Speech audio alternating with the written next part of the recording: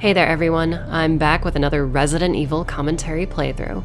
This time we're playing RE3R with Nicole Tompkins, the voice of Jill Valentine. So this track was initially streamed on Twitch, but this time I turned off all of the distracting elements while recording. There will be a couple of chat questions, but for the most part this track is very much focused on the story of the game and a lot of behind the scenes info provided by Nicole. This playthrough was a treat for me personally. As you may know, Jill Valentine is my favorite character, and I loved Nicole's portrayal of her in this reimagining. Nicole is super cool and has a lot of great insight on how basically every scene was made in this game. You guys aren't going to want to miss this one, it's so much fun. But anyway, enough stalling, grab a cup of coffee and settle in, because this adventure is a pretty lengthy one. Enjoy. Hey Susie, What's up? guess what? What? It's Valentine. Hardcore. Let's do this. Do it! Can I just say right out of the gate, I love that this game starts with a live action full motion video opening, because that is like so classic. Like the first Resident Evil starts like this, like it's got like real people acting, and it's such a weird like jarring disconnect. I love that they did that again. Totally. I love this guy specifically, Dr. Matt Gorkas. He's so authentically terrible. It was a surprise for me. I didn't know how the game was gonna start. I knew about the first opening scene. So when I saw this start, I was like, oh, neat. Like, such fun context before we jump into Jill's story. It's kind of, honestly, if you think about it, it's like the once upon a time at the beginning of any story. Yeah. It just gives you the context so that when they throw you into this game, which is so fast-paced, you, like, know immediately. That's a really great way of putting it. You get like this backstory of Umbrella, and you get a little shot of Nemesis, and Raccoon City's in chaos right now. It's totally. super cool. It's the opening scroll in Star Wars. Like, it's literally just like, here's what's happening. Yeah, but you get to see it, and it's kind of cool, and you're like, whoa. Whoa. Here we are. So this is fun. This is actually the only scene of the scenes that I originally auditioned with that made it into the game. Interesting. So I auditioned with several scenes, and some of them were cut and some of them were just sides for auditioning purposes, but this scene, I guess not this, but the scene in the bathroom, this like intro moment, was one of my original auditions. I'm sure you can't talk about them, but do you remember the cutscenes? The scenes that weren't part of it, I think they were kind of related. There was a scene with Brad that was definitely different than the scenes that you see in the game, just to kind of be able to audition the actors and see that relationship. And then there was a couple scenes with Carlos that definitely just changed based on what was actually happening. But hilariously, there was a scene with a radio where the radio was like broken and we were trying to fix it or something, and it was really, I think it was honestly just written for auditioning purposes, to kind of just see the dynamic between them, because they wanted to set up sort of this banter and this partnership in kind of a strange really strange circumstances. Sounds like just a little quick standalone, like one-off that you would read for an audition, just like Totally. hey, do busy work together. Let's see if you have chemistry. Yeah, exactly. And Jeff and I had a lot of fun right off the bat. You guys have I mad think chemistry. we both knew kind of in the audition process. We were like, well, like, this is gonna happen, right? Look at her kendo sticker. I love it. It's so cool. It's so cute.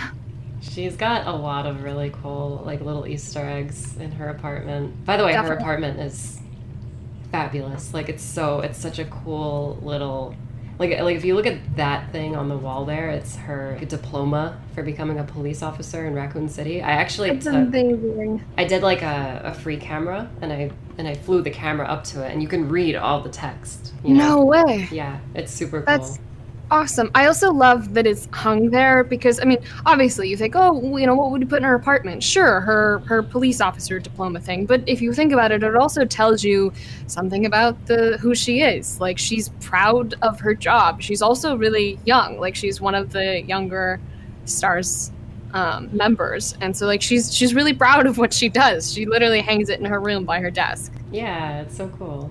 And there's like a bunch of people in these like pictures here, and like the one guy, like the picture that's sort of like hanging off the board there, like he kind of looks like Chris Redfield's, and like Ooh, I've sort of like you know talked about that online a lot, and it's picked up traction. Like people are like, oh, maybe that is Chris. Hey, hello, who is this? Who's this lady? This cutie. Ooh, hey girl.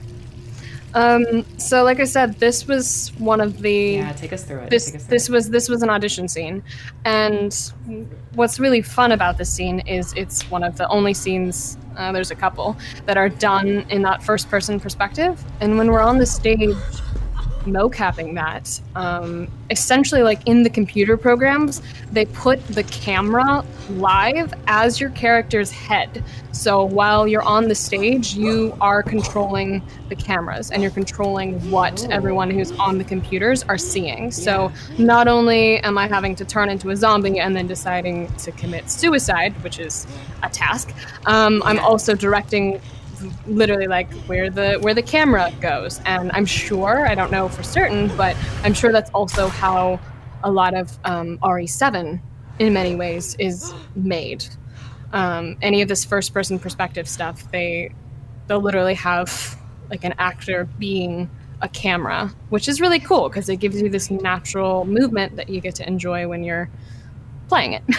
I got another really funny one while you fix that. So that wake up from the table, because we're wearing headgear, and even when they're doing my head as the camera, technically you don't need facial capture because you're not seeing my facial reactions. But I was still wearing the headgear because it's basically ROMmed where all the dots are on my head and everything else to that helmet. So I still have to wear the headgear. And whenever you have a character with their head down on a table or like laying down, they basically have to put two tables together to create a little hallway in between where my headgear can go down and then I can pull my head up. Because it sticks out a foot in front of your face or 6 inches. So you can't actually lay your head down on a table. That's just a really random part of the mocap stage process that happens. So whenever you have characters like lying down face first, it's really funny. So we had 2 tables for just that shot where she like jerks awake. In the dream, it's like her room is like way cleaner looking, and then in reality, it's like a dump. Understandable. Which is funny because literally her nightmare is cleanliness. Her nightmare is like, my apartment is perfect. And then here's probably like the most iconic cutscene. Yes, and we're wearing her stars outfit.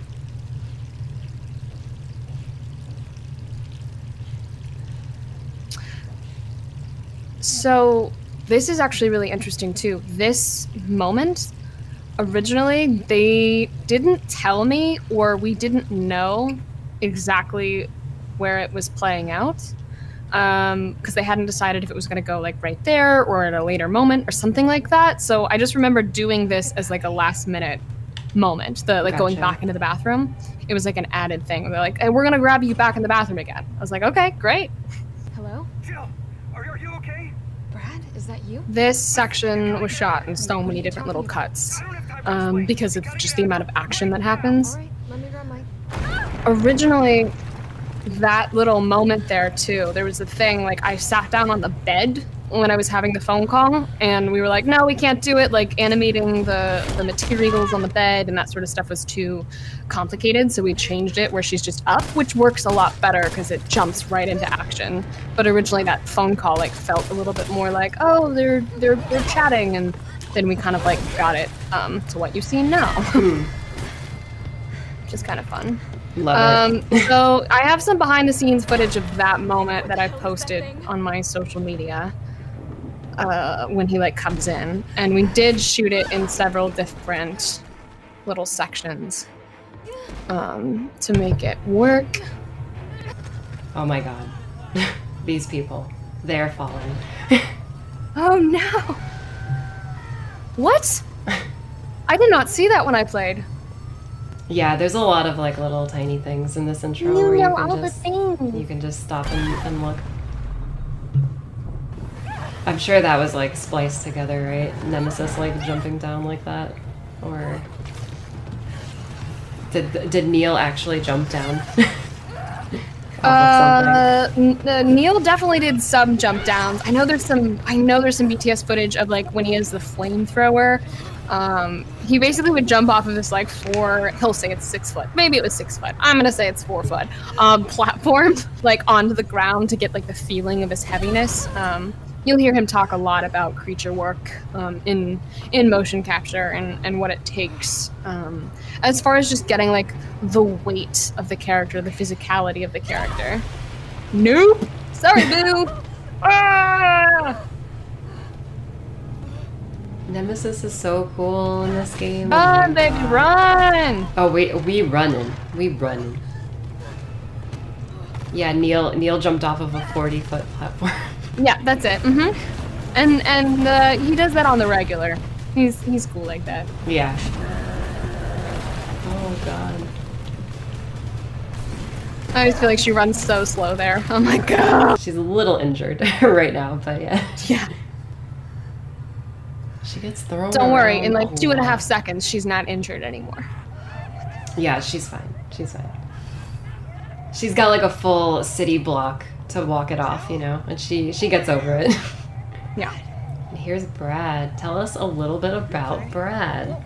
Yes. Well, Brad was voiced and mocapped by Darren O'Hare, who is a very talented actor, and he came to Japan with us the first round and got all of his stuff done in that round. We had so much fun. He sat next to me when I was like when we were first meeting everyone like on our super long flight. So I got to know him really well.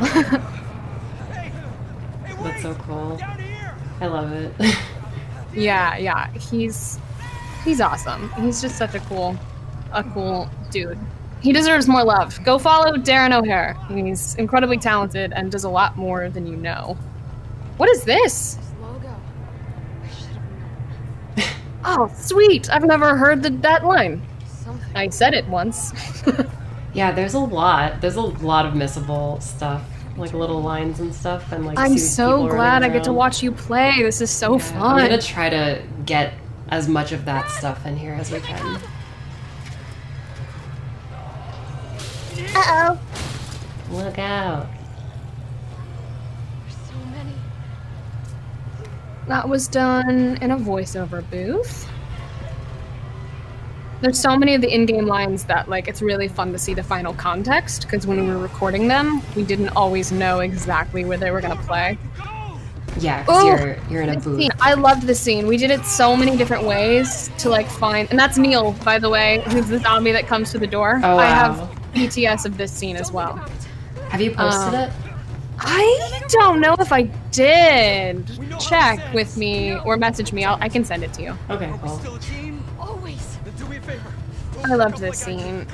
We had something kind of similar in an audition process. Also, that thing where I fall to the ground right there. I came home, like, with everything that I did for this role on the motion capture stage. That moment right there, super anticlimactic. He, like, pushes her to make her go. I came home with the most horrendous bruise you've ever seen. Because in one of the takes, possibly that one, no idea, I hit the object that they had placed for the bar that you see in that scene. Oh yeah. Like, I hit my thigh because it was pretty low. It wasn't quite where it actually shows up.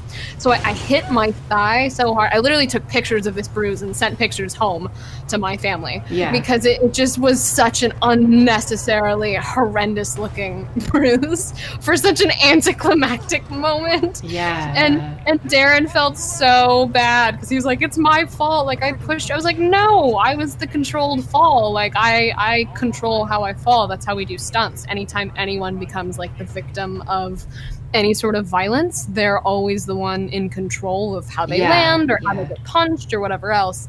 But I just remember, just like, of all my moments, that's the only moment of everything that we did that I came home with an actual bruise. And to be honest, I mean, the fall that's in game, like it looks like the push looks very violent. Like it looks like you go flying. So Yeah, well, and I mean, it needs it though. It's like it's such a short amount of dialogue to communicate the fact that they've have such a relationship to each other.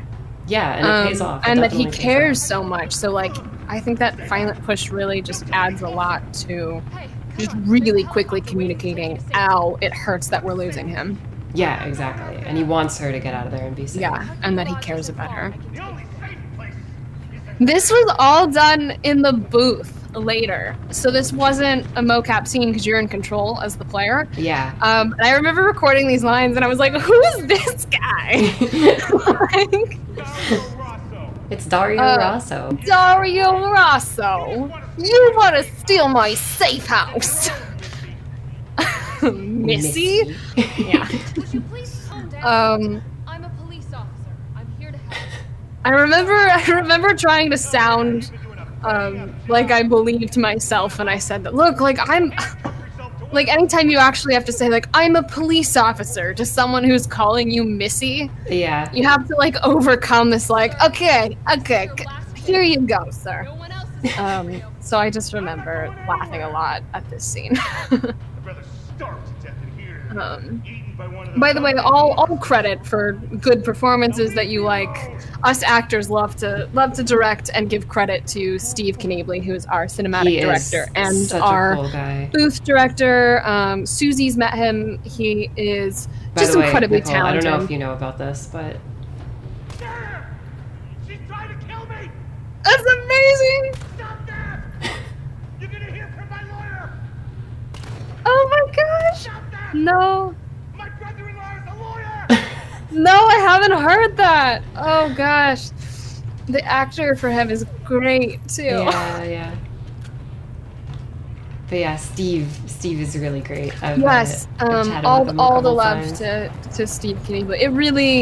It really makes such a difference. Us actors, we just value working with directors that care a lot about performance and care a lot about being actors, directors, and he does such a good job because cinematic directors have such a responsibility. They have to deal with so many departments because, I mean, if you don't know, now you know. It takes a ton of people to make these games what they are. There's so many people involved in bringing the final product to life. So his role, just communicating with all these different departments and with us and just kind of bringing everyone together for the narrative parts of how fun this game is. Yeah, there's so many people involved, and it's such a lengthy process to like get it all in place and planned out. Like I can't imagine just how much time it took to construct the script, like block out all the scenes, freaking. that stuff. They do like an incredible amount of storyboarding, and I love the storyboards. There's always storyboards for most games ever. They have like really fun storyboards that have been all drawn out of like the game dev's initial idea of what it should be. So we have like a place to start, and then from there we get to like adjust and play and make it kind of come to life in a physical space. And it's the marriage of like making an experience that was fun. There was a stunt person that I got to knock out of the car. So that guy was motion captured as well. He was. I barely touch him too. Like he does all the falling, right? I just Yeah. look like I'm bringing him out, and I did the key turns and some of that. Part of this right here with the hand, we actually. I did a take of it where he was like not right on my throat but farther out, so that they could get facial data and some of the mocap, and then they also redid it again with a body double because of the facial capture. Like they wanted to really go in for like a choke, and they couldn't bump like the head capture. I did all this in a facial unit though. This was difficult. Like I climbed out of this upside down. It's basically like a wood frame that looks like a car, Yeah. but the window, it's really tiny. And when you start that shot, I literally start upside down with my legs like over my head. So Oh imagine my just like God. you do a T pose when they call action out of the car, and then you climb into the car, you flip your legs over, and then they roll, and then you climb out. That's so silly. It's very silly because at the start of every scene, hey baby, Jeff Shine rolling up, friends. With like the coolest intro ever. Thank God. Who are you? What are you doing? I'm saving. All the credit in the world. He carries me in several moments in this game, and he did it all himself. Both of us in facial units. That was my next question. Did Yep, y'all we have the we face both rigs had on? facial units, and you can kind of see like when he looks directly at me in that moment, like we're leaving space for. Yeah, yeah. Ordered some subway. I In totally some noticed that, yeah. Safe. I'm fine. Personal space. Okay, I get it. Let's go. Go. I love him. He's so great. Come on. He's awesome. I've said this so many times. Like, if you read some of Carlos's lines on paper, you'd be like, wait, really? He's gonna say that? And then when Jeff gets a hold of that material, he just makes it so grounded and charming that every single one of his lines, don't you like that in a man? Like, that's such a funny line to actually I know, deliver yeah. in a serious context. And he just does it in a way that we're like, yep, works. Are you kidding me? Are you fucking kidding me? You guys are the This ones is all who done to caused Booth this. later. Whoa, whoa, whoa. Oh, all of this dialogue? Just here to help. Yep. Huh. What's wrong with Yeah, I guess that makes sense because this What's is wrong in with game. Umbrella? Mm-hmm. Your company is responsible for infecting everyone.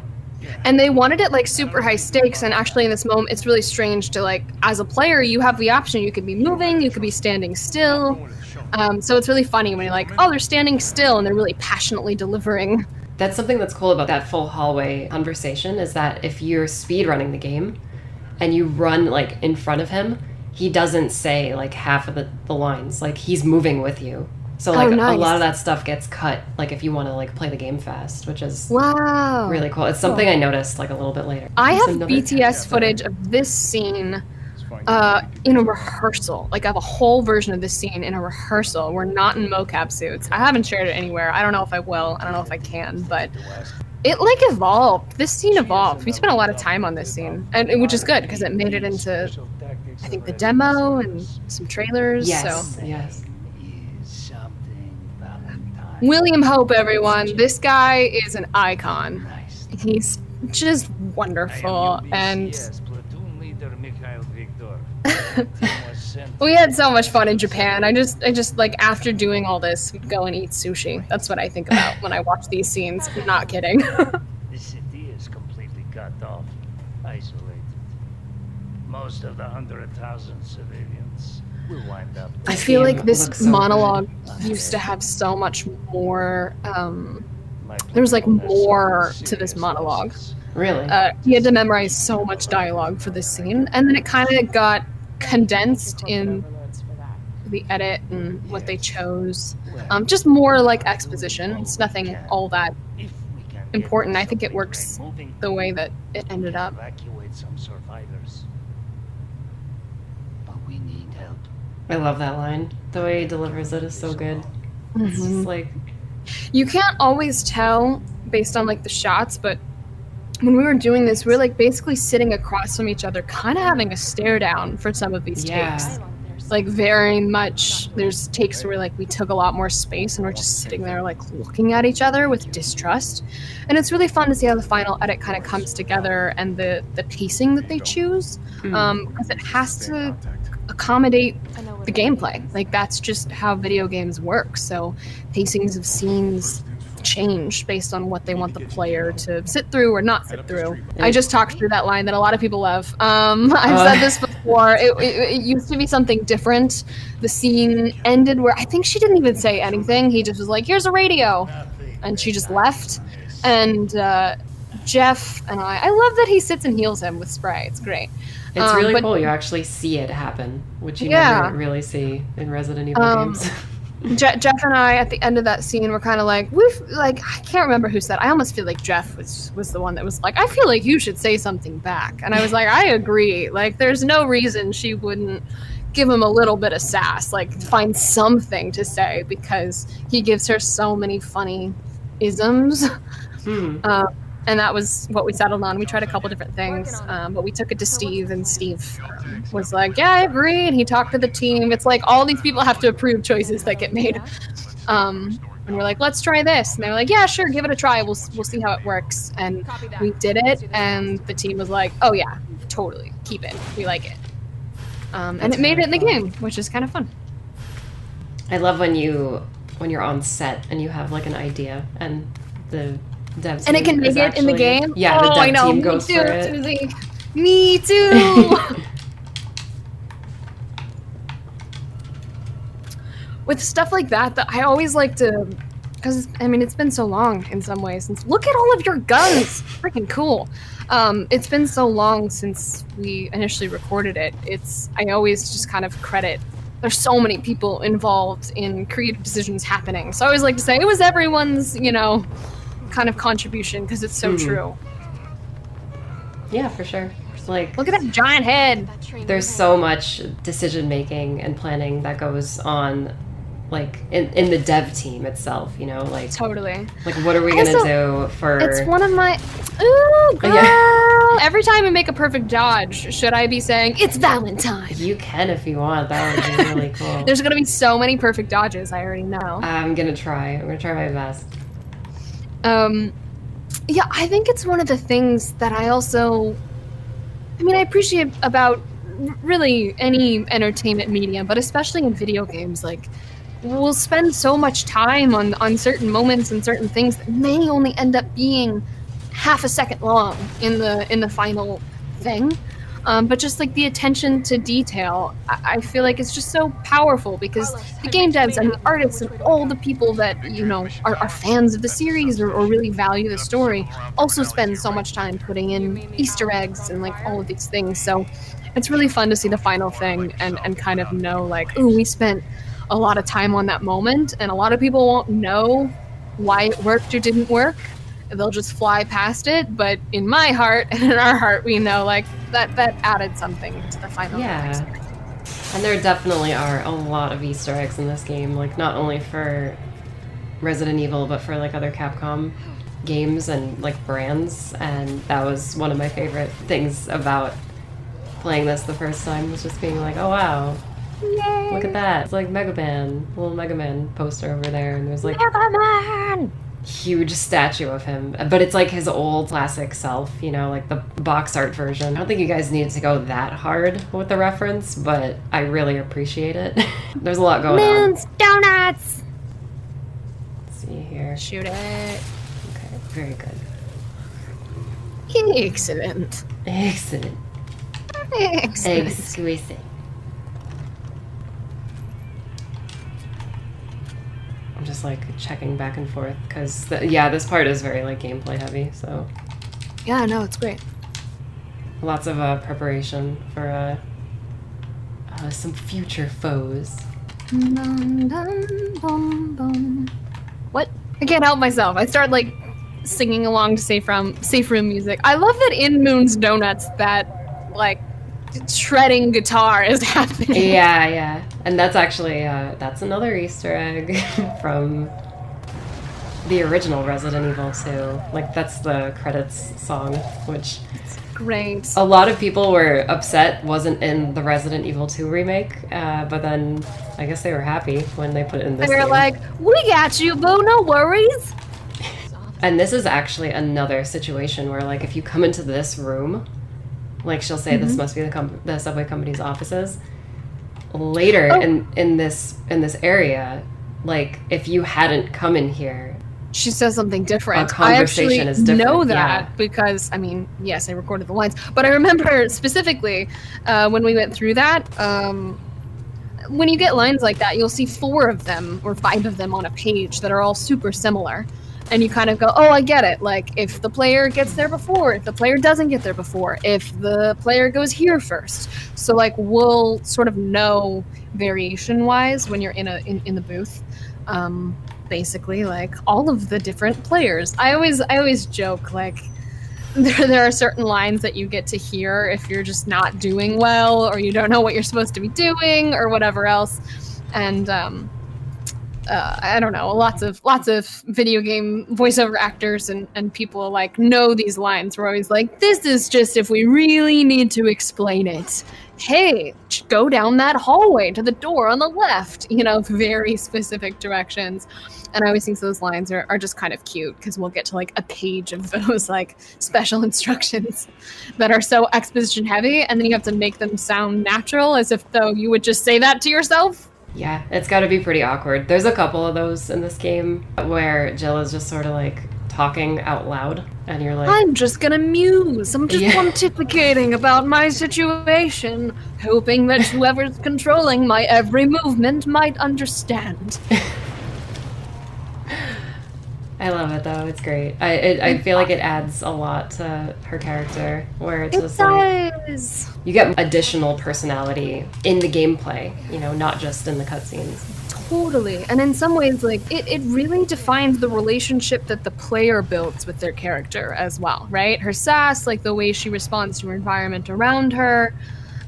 It just gives you insight into who she is and therefore like who you are in this play. So like when she has a sarcastic opinion or a funny thought, like it's relatable. It like builds relationship. Todd Havercorn, everybody. Call me off Big fan guard. of Todd. He's amazing. He's a talented actor, director, and Neil Newbon coming in there to shoot his face off. He was infected. He might have been infected. Oh, stars, this soft. I will say this any day. Neil and I love facing off. We're basically like siblings in real life. So we get really satisfied when we get to do this stare down. Look at that! Oh, look at that moment! I love It's when those really moments get cool. actually captured and like you can see them. Because if you imagine like a two-shot of that moment in real life, you're like, it's like death stare between two people in really silly mocap suits. Yeah. With face lights just being like, I could literally kill you right now. With giant like machines on your heads. Yes, exactly. And all these dots all over our face. No, Yeah, it's yeah. amazing. So any like stare down moment, it's just satisfying from an actor's perspective. Hey Susie, you gonna kill some dogs? I think I have to, right? Like, Ugh. I have to. I don't want to, but I have to. It just To hurts. survive. Somehow. I don't think she says So- anything about these too. Like this was a surprise to me because I don't think I did any booth work in response to the puppies. Yeah. They're like, it speaks for itself. It's rough. No one wants to do it. If it was Resident Evil 1, then she would probably say something, because that's sort of like the opening of that game. It's like the dogs attacking them. At this point, she's like, old news. Yeah, she knows. She knows about the doggies. She knows. I mean, that's also something fun. Nice! Ugh, you're good at this. It's also something fun in general about kind of getting brought on to bring Jill to life in this moment in her story, because you're not experiencing like her first encounter with zombies or the disease. You're experiencing it with Nemesis, but not her first introduction to this world, which is how a lot of survival horror often starts when you get to approach a character. In this like example and case, like she's done it. She knows. So she's a lot more hardened at this point and just kind of like takes it on the shoulder as she goes.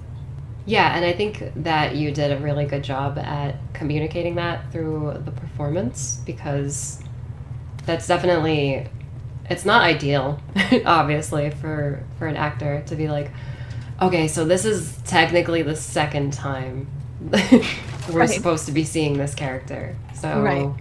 go ahead, run with that. And it's like, wait, but Right. what about her initial outing? And it's like, no, but I think you did a great job with it. Thanks. We had fun. This next cutscene is very gross, and Oh I yeah, kinda hate fun story. it. You're gonna have to when we see it, you're gonna have to tell us how That I was shot how don't- that was recorded. This actually happened in the booth. I think we were in HMC. So sometimes, a lot of times, we'll be in the booth and we'll put headcam on for facial Yeah. expressions. Okay. I think we did HMC. I can't remember, honestly, if we did. So then it'll just be like facial capture. But they didn't have an animation originally of what this monster was supposed to do. So they were explaining it to me. They're like, basically, here's what's gonna happen. This really gross thing. I was like, they're basically impregnating you with eggs through your mouth. Do the sound. Go. And that's how a lot of disgusting. things go. Yeah, just in general, the amount of different death noises and efforts is what we call them in game world. Yeah. It's just really funny to have like Steve, who's getting information from the Japan team, who will often be on Skype if we're working in LA, and just like the interpretation, the translation that has to happen of like, this is what's happening. You know, more like this. She's dying by fire here. She's dying by egg infestation of these parasites. Make that sound. Noted. What even is that? On What even my is way. that sound, though? It's like what? They're like, basically, she's vomiting. Here's all these different ways to vomit. Can you give us 7 different vomiting noises? Yes, sir, I can. like, You I get home guess. from work, and they're like, honey, what did you do today? Oh, vomited from egg infestation. How about you? And like, you know, died from it in one died. case. Died by flame. Honestly, I remember specifically the dying by fire. I can't even remember how you do Oh, it. If there you you just go. like stand in fire. Ugh, gross. Susie. I'm trying my best. No, it's fine. I remember doing a specific. We did a death by fire a couple times, and I remember that being one of the most like vocally painful deaths to do because your voice doesn't last very long on efforts days. Those sessions are usually 2 hours max. Oh yeah, girl, throw it up. You sound great, boo. There's so many. There's so many. Oh yes. Oh yeah, I got that. All of the pukes. What was I saying? Oh yeah, so there's a death by fire, and any of the deaths that are like more prolonged, like burning alive, is not a really fun noise to make. You only have a few good takes of burning alive in you before you're like, cool, I'm done. I think Nick Apostolides was. I think it was him, like Leon burning alive, in that game was the effort that he did where he passed out in the booth and he had like he has a recording of it and he showed me it. It's like equal parts hilarious, equal parts terrifying. Terrifying. Yeah, because he really sounds I've- like he's dying, and then you just hear, He just like passes out. yeah, just him hitting the ground so hard. Did he like hit the ground? I can tell. I get spots in my eyes, so like you'll get basically what causes that most of the time is actually you're breathing in too much air. So Gotcha. you're like you don't exhale enough, and that's what makes us lightheaded when we're doing those scenes. You're like, imagine if you're running or dying, it's a lot of like Yeah, gasping. yeah. You're just taking in so much air and not exhaling it that you get really lightheaded. So I've never fully passed out, but I've definitely like the knees gave way and I like have to sit down because there's like spots in my eyes. So I've yeah. started to feel like the blackout feeling, and then I'm just like, I gotta just take a minute. And everyone on the other side of the glass is always like, oh my god, yes, take 5, we're done. I'm like, no, I just need like 20 seconds to get the oxygen out of my brain. Some carbon dioxide really needs to release. So I saw Hen the Human saying, Nicole, how much Jill content did you watch to get a grasp of her character? Did Capcom tell you to watch anything specific? Interestingly enough, I knew going into my first audition that I was auditioning for Jill, and there was no specific content. Like, they didn't include links or say, like, here's the thing. There was just sides and a character description that was I bet I could pull it up. Would that be special? Let's see. There was it was pretty generic character description. Like she's loyal, she's committed, she's one of the youngest STARS officers, she's a professional. And so I kind of took that material. I knew that the character was iconic. I knew I had initial ideas just looking at what was on the page immediately. And I wanted to pay tribute to how she's appeared in the past, but I also knew that I kind of wanted to bring my own thing to it, my own flavor, because I didn't want to mimic. I wanted to go, all right, here's this woman in this situation, and the material is really reflective of like she's just responding to what's happening. And I always say kind of how someone overcomes obstacles, how a character overcomes obstacles tells you a lot about who they are. That's also just good opinions in life. You learn a lot about someone by how they overcome obstacles. So as actors, always look for clues in your character work. How do they overcome what they're going through? And so I definitely did a little bit of research on YouTube. I looked her up. I looked up some of her past iterations. I was like, okay, got it.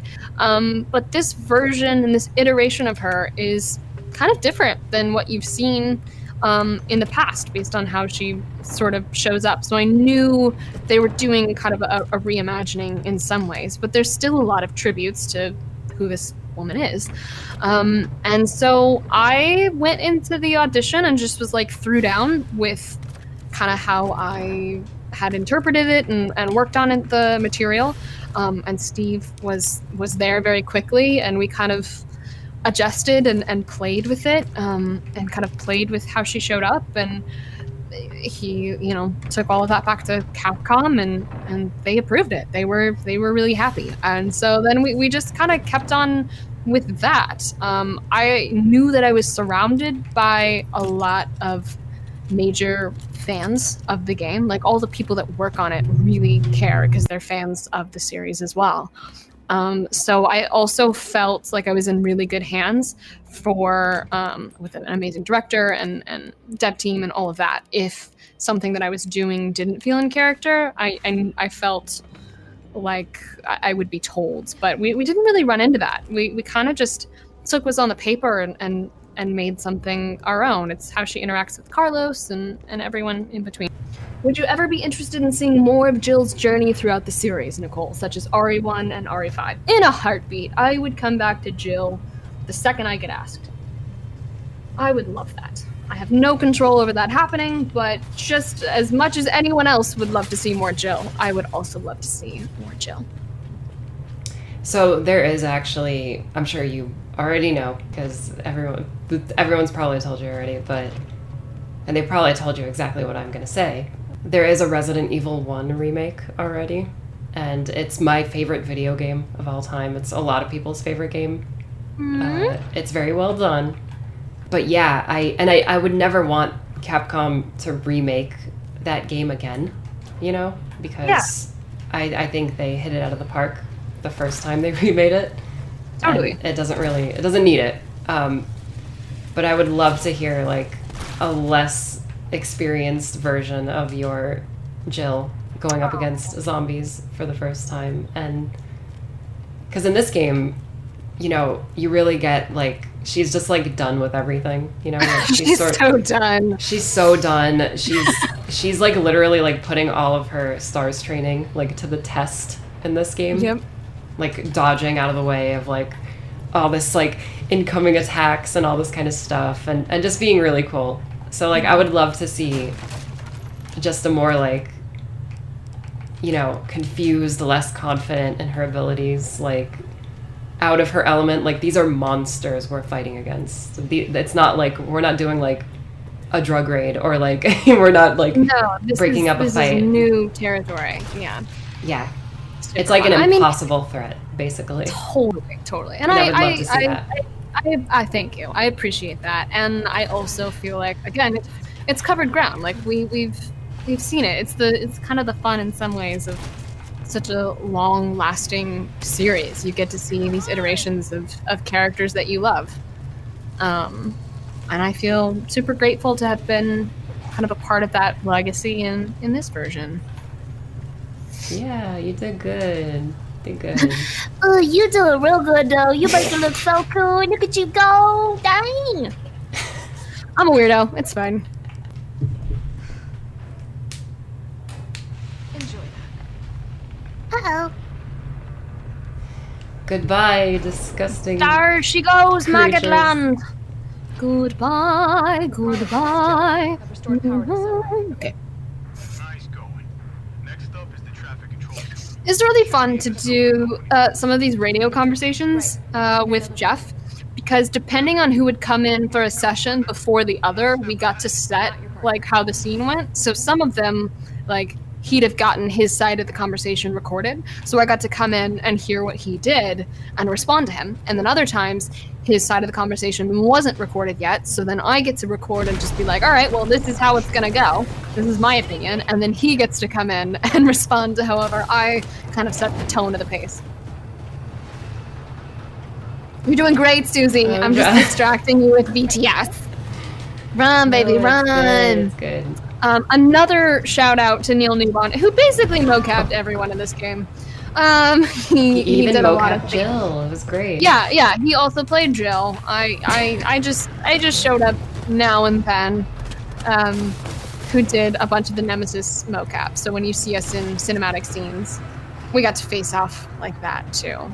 For those that don't know, he plays Nikolai. So he played Nikolai and Nemesis, That thing is and we had a still blast. alive. It's after me. What? Run! Come back to the station. That line's fun because if you think about it, Still online. if you get super hurt, it also plays really well, where she's like, oh my god, like I'm super hurt.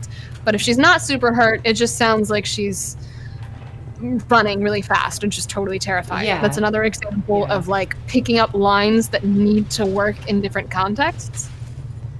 Yeah, and I think most people, when they get to this part, are probably super hurt because Pretty hurt. Yeah, especially when you first play. Nemi's a bit of a scam in Ow! this game. I saw a question from Chad that I love. This is, I know you're a professional, but I imagine that having to voice such an iconic character could put a lot of pressure on one's shoulders. Did you feel the pressure, or were you more like, I'm good, I'm cool, let's slay this, yes, queen? I definitely said those exact words, the second option. That's exactly what came out of my mouth as I was like on the flight to Japan. I was like, whatever. No, I think I didn't necessarily, man, it's really hard to wrap your mind around how important like a character is to so many people until it sort of like actually happens. So I had lots of people kind of telling me how much this would mean to so many people, but I also kind of for my own process was just focused on the story. You kind of, I think anyone in any big series, the Marvel movies, the whatever else, like all of the big series with big fan followings and stuff like that, most actors will kind of tell you once you're on set, once you're working, I feel like the rest of the world sort of goes away, and you want it that way because that's how we get to immerse ourselves in the story that we're telling. So it was no different for me. I wasn't really aware or thinking of fan reactions when I was working on it. I think as trailers started to drop, and like the demo came out and some of that stuff, I finally was like, oh wow, like it's really cool. Like people are gonna react to what we did. I mean, that's just what happens. Art in general, you know, you pour yourself into something and then you let it go and you see if people like it or not, and you hope that they do, but you also just stick behind your decisions, or you don't. But I feel really happy with how it came out and just the people that I met and got to work with while doing it. I feel so grateful to like be here right now talking to Susie and like speaking about the game and watching her kick butt. I like it. I like this game quite a bit. It makes me happy. It's one of those games that's like sure, there's a lot of stuff that people aren't happy with about it, but who got lose? So I'm just like, whenever I play it, I get really happy. Okay, it's like a game that I could put on, have fun, and I have fun with it. It's not. Ultimately, that's the goal. That's the goal. I've probably played it more than anyone, like on the planet. Right. So I love that. Yeah, I mean, everyone's always gonna have expectations and opinions and things that could or should be different. I have zero control over really the final product, other than our performances, but even those, like, they get cut, they get changed, how lines show up in the game. For example, like that one, like originally, what was that reacting to? Like, oh, he's turning a zombie into one of his followers. Like, that's the note, and you don't know how that's going to show up. So it's really fun to see the final product, and I'm proud. I love it. It's really fun. Yeah, you should be. This game is a very good video game, and it's like well polished, and it's got a cool story. It is pretty. And it's really pretty, and it's got really. It's got such a mood. Look at the nice grit. gameplay. Look at the bricks. Yeah, I know the bricks, the brick textures. Oh my god! Just look at them bricks. Like, don't you want to play it for the brick textures alone? Anyway, I love that later moment when she like stamps the door shut. Someone said, when conventions are a safe thing again, would you be open to guesting at them? Will you cosplay Jill at them? I would love to do some conventions on Come Say Hi and people. I think getting to connect with people, especially in the RA community, you guys are just incredible, would be super fun. So yes to that. Sorry, I got distracted by Jeff's velvety voice. so velvety. How are we doing? The town's crawling with us. You don't get to see my reactions to this scene because of how they cut, and it works, it totally works, but I have a little heartbreak over how little you get to see, like, the shade that I throw at him the second he walks in. You get to see it like a little bit, but this is another moment where, like, we got to indulge in, like, some stare downs. Sorry about that. And then you get to see her. But, like, when he first walks in, we immediately, like, clock each other. There's some of those moments that I will cherish in my heart because I know that they're there. Forever. I was so proud of this role. I did it in a facial unit. That's pretty. Yeah. That's I have pretty BTS difficult. of that as well. Come on, you creepy ass stalker. Ayy. You want stars? I'll give you stars. So that line, our infamous line, was done in the booth later. And they were like, this is, they didn't even, it's so funny, like, I knew she had some iconic lines, but I just didn't think about it when we had them. So this one specifically, they were like, this, they were, I did it a couple times and they loved it. And they were like, oh, also, by the way, this is kind of a fan line. So we're going to grab a few more just in case, because we're not quite sure where we're going to stick it in yet. And I was like, oh, okay, cool. So I did like several versions of that line in like different kind of contexts. All of them basically, you know, being chased by Nemi. But I was happy with the final one that they chose. And there was no way I was gonna not hear the whole line on this stream. Oh my god. You I'm so nailed glad. it. You So glad. nailed it. I know, it's so crazy. You can miss it. It's like almost such an Easter egg. You have to be good or you're gonna miss it.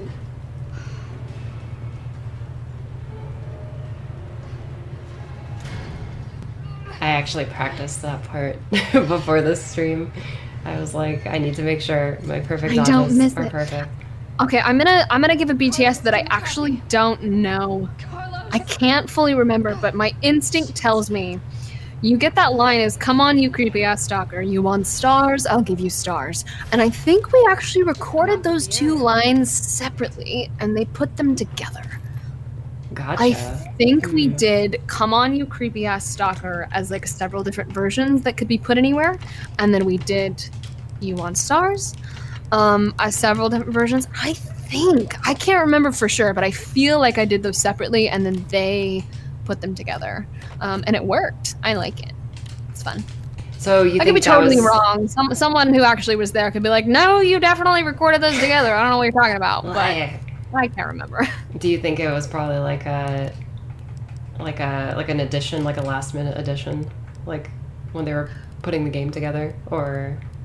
I could not probably tell you that because I get the scripts when I get the scripts, and we do so many different sessions, so there's definitely like it probably wasn't in one of my initial sessions, but you always know there's going to be more sessions, so they add dialogue constantly. It's really fun. You end up doing like weeks of these sessions throughout a whole year, right? So it could be 2 months and then you'll come back and like, oh, they added a whole bunch more here, or we want reactions to she goes in slime and her clothes get dirty, which is coming up or already happened. Yeah.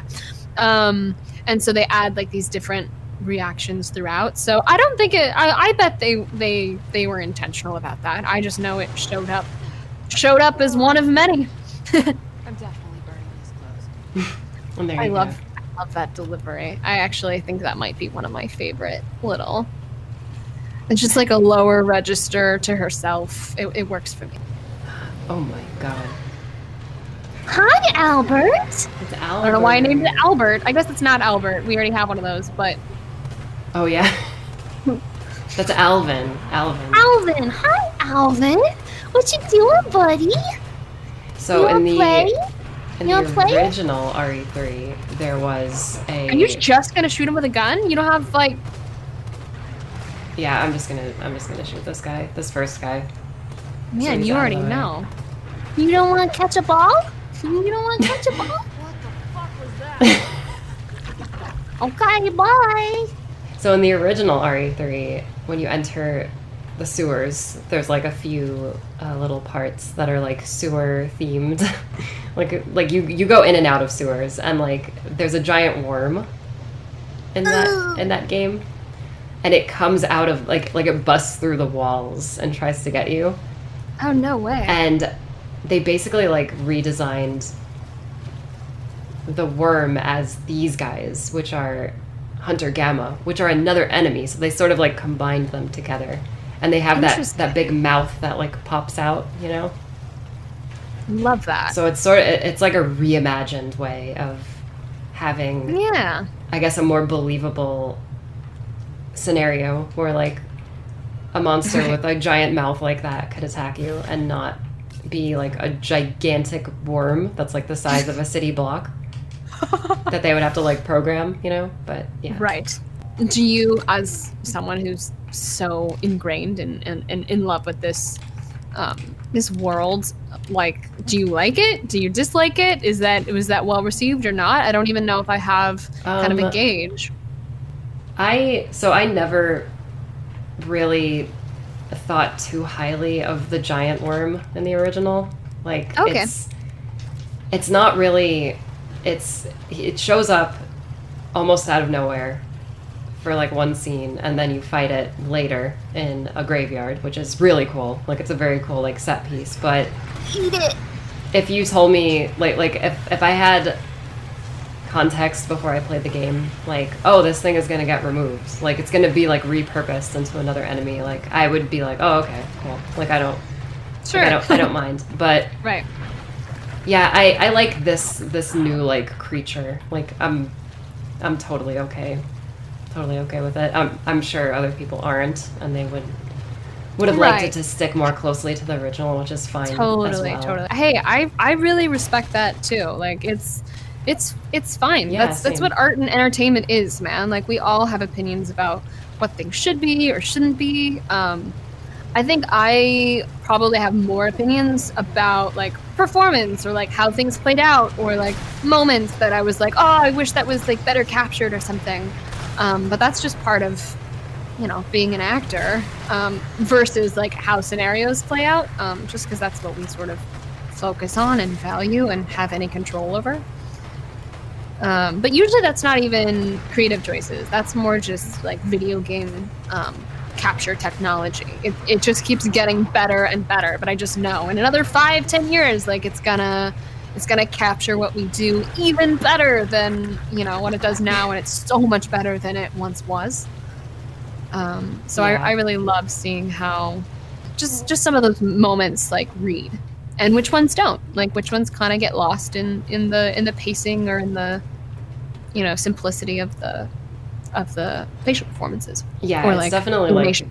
like video games are two worlds, really, because it's like you get a story that you're experiencing and you get a game, you know, like Totally. and depending on the game, like there are tons of games that have terrible gameplay but an amazing story, and vice versa, you know, like There's so many video games where you play them and you're like, oh my god, the story is just so terrible, but the gameplay is It's so much fun. incredible. Like I want to Yeah. keep playing it, over and I over mean, again. I think that's kind of the marriage of video games and also different kinds of video games. This particular industry is so versatile in what it has to offer, and it's why it's so massive. Like, you can play games that are just fun to play, that have very little story at all, and then if you're going in for story, there's just something for everyone. So but again, that goes back to taste and flavor. I'm so okay with people that have different opinions or want different things. It's just about what they enjoy, and also why we approach any source of entertainment or art differs based on our experiences. That's, I mean, not to get all high and philosophical here, but it's what makes us human. It's just how we experience based on our worlds and our history. Some people love this because they played it as a kid with their dad, or like they have things that it means to them. Other people experienced it for the first time when it was already an older video game, so now it's like a remake and they're like, oh cool. Some people are coming to the series for the first time. Like, it's just all these different experiences. And again, with any art, I love that it just provides a space for you to sort of manifest whatever your world looks like. So I always have the opinion in some ways that anyone's opinion of a piece of work is usually a major reflection on who they are, where they're at, and what they're looking for. And I'm cool with that. I'm cool. Sounds good. It's been really interesting just over the years seeing different people and like fans' reactions to the Resident Evil games, because I basically started the series close to release, like at 1. Back in '99 when Oh yeah. I played the first 3 games like back to back with friends. I've sort of had a very unique perspective of like seeing the series grow and seeing the fan base grow with it, and just having, people who were there from day one either feel betrayed by newer entries or not like certain gameplay mechanics or, new additions. Totally. And just seeing other people who, like, I consider myself like one of those fans who's like, I'm happy with like most of the games that come out. Obviously, I have my preferences, but I'm open to. I so get it. Like, I really get how important different franchises and series become for so many people, and I'm all for it. Like, I'm an artist by trade. I love telling stories. There's probably some series where I would like have like major offenses or opinions if things got changed, but I'm also living in a world where I just know all of the effort and work that goes into any piece of work, even if it's a bad movie or whatever else, and I can judge it just like anyone else. And I also know, like, I just have no idea the circumstances that happened or why they made the decisions that they made. Contrary to popular belief, Hollywood and the video game industry and whatever else are honestly full of some of the smartest people in the world. They're artists in their own right, and they have I'm alive. a lot of skills that have to come together to make pieces finally get out. Making things is hard, but it's rewarding. It's very difficult. Oh my god.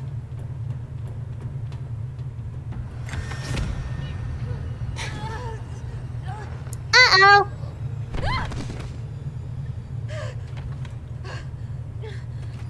Uh-oh. Run, baby, run! Uh-oh. Peace out, Girl Scout. It's time to go. Nice. Stomp it. Stomp it, Bill. Stomp it. Gone. Go. Roll out. I can use weapons. I'm sorry, that was really funny. The way you said What? stars. Who? What? Me? I need a scene where Jill yells stars back at Nemesis, and it sounds like Wouldn't that. that be great if it's just every time he's like, star, she's like, all right, buddy, stars. By the way, this is like one of my favorite parts of the game. When he shows up. It's very cool. Just this whole set piece is Oh, neat. Yeah. awesome. True story. They were like, all right, we want effort noises of you climbing a ladder. I was like, okay, sure, yeah, right. And I did it. And I swear I had to do more ladder takes than I wanted to. Because usually I pride myself on like 1, maybe 2 takes, and people being like, oh yeah, got it, it's great, it's perfect. I like those moments. It's a challenge. It's a personal challenge to be like, did I get it? Did I get it? Yes. Okay, cool. And for some reason, the climbing ladder effort, which, for the record, I can't even hear. Do you hear her breathing? I don't hear anything. I can't hear anything. I don't think they ended up using anything. Okay, so... They were just like, what are we doing? Why did we ask for this? There was like a ladder effort, and I like did it, and they were like, yeah, can you make it more consistent? Like she's going, ha, ha, ha, ha, ha, ha. And I was like, what? It sounds silly. And so I did it, and it sounded silly. And sure enough, it's not in the game. Yeah, I don't think I've ever heard it. Why would you do that? Who makes a like it just didn't. I tried, and I tried to make it organic and better. Betterer. I just wanted it to be gooderer, and it just didn't work. But ultimately, she doesn't need it because she's literally a machine, and she never stops. And it doesn't matter how many times she gets thrown to the ground or jumps off of high platforms, her limbs are unbreakable. That's true. She's a member of Stars. Did we have a date? Oh, I totally It was forgot. actually My a God, hot I date. would have come prepared. It's super hot date. Jeez. Had I known. I love the way this move looks. It's so cool. Like, Yeah, wow. right. Maybe I can hit fuel tank. Cause baby, you're a firework. He's like all out. He's trying to impress. Come and let your colors burst. Make them go, ow, ow, that's hurts. That burns. That burns, thank you, much better. That burns. Alright, cool. I'm yelling timber, you better move.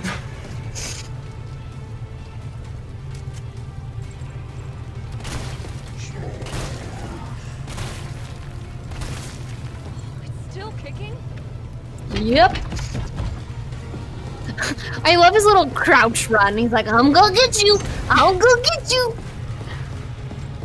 When you're Susie and you're playing it and it's just no big deal at all, I can easily make fun of him and be like, oh, you're adorable.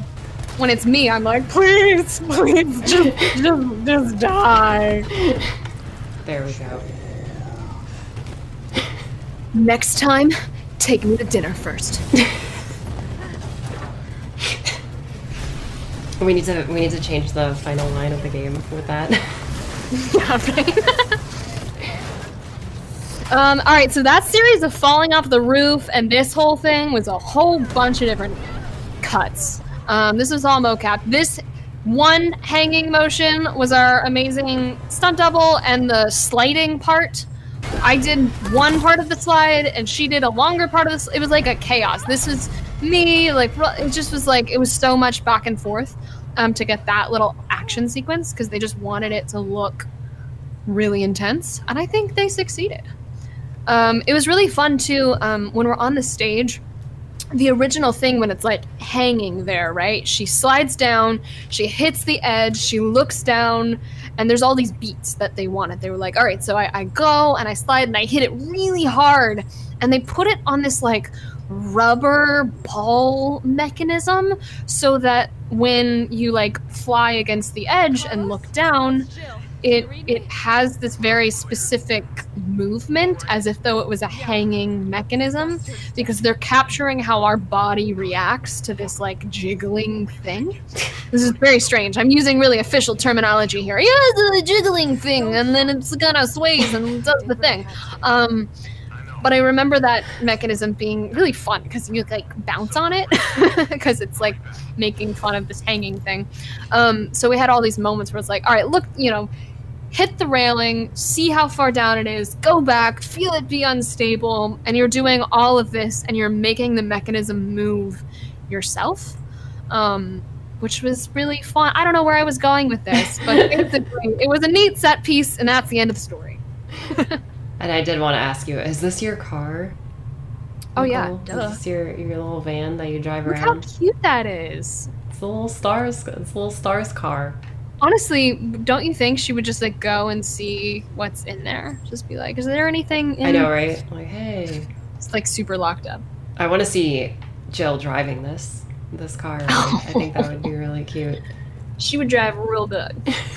Hello. Sunny said, I'm convinced you're holding out on us, Nicole. I think you slid down the side of the building, no nets. Yes, that one scene, we went completely out of the mocap studio, out into the real world, and just slid down a skyscraper. It was amazing. You had to be there next time. No one caught footage, so you'll just have to take my word for it. I was amazing. Look at the zombies. They just like... Do you love me? Yes, I love you. This is Wouldn't also it be awesome a very if they recent just thing that I discovered. turned into like a flash dance right here? Dude, they all come and just stand and wait. They look Yeah. like a quartet. What if they just started harmonizing right here? Juliet! Juliet! Bye! No. I love that you love coming over here. What, over here? Or are you Ooh, this talking to little me? spot. Yeah, you. Oh, of course.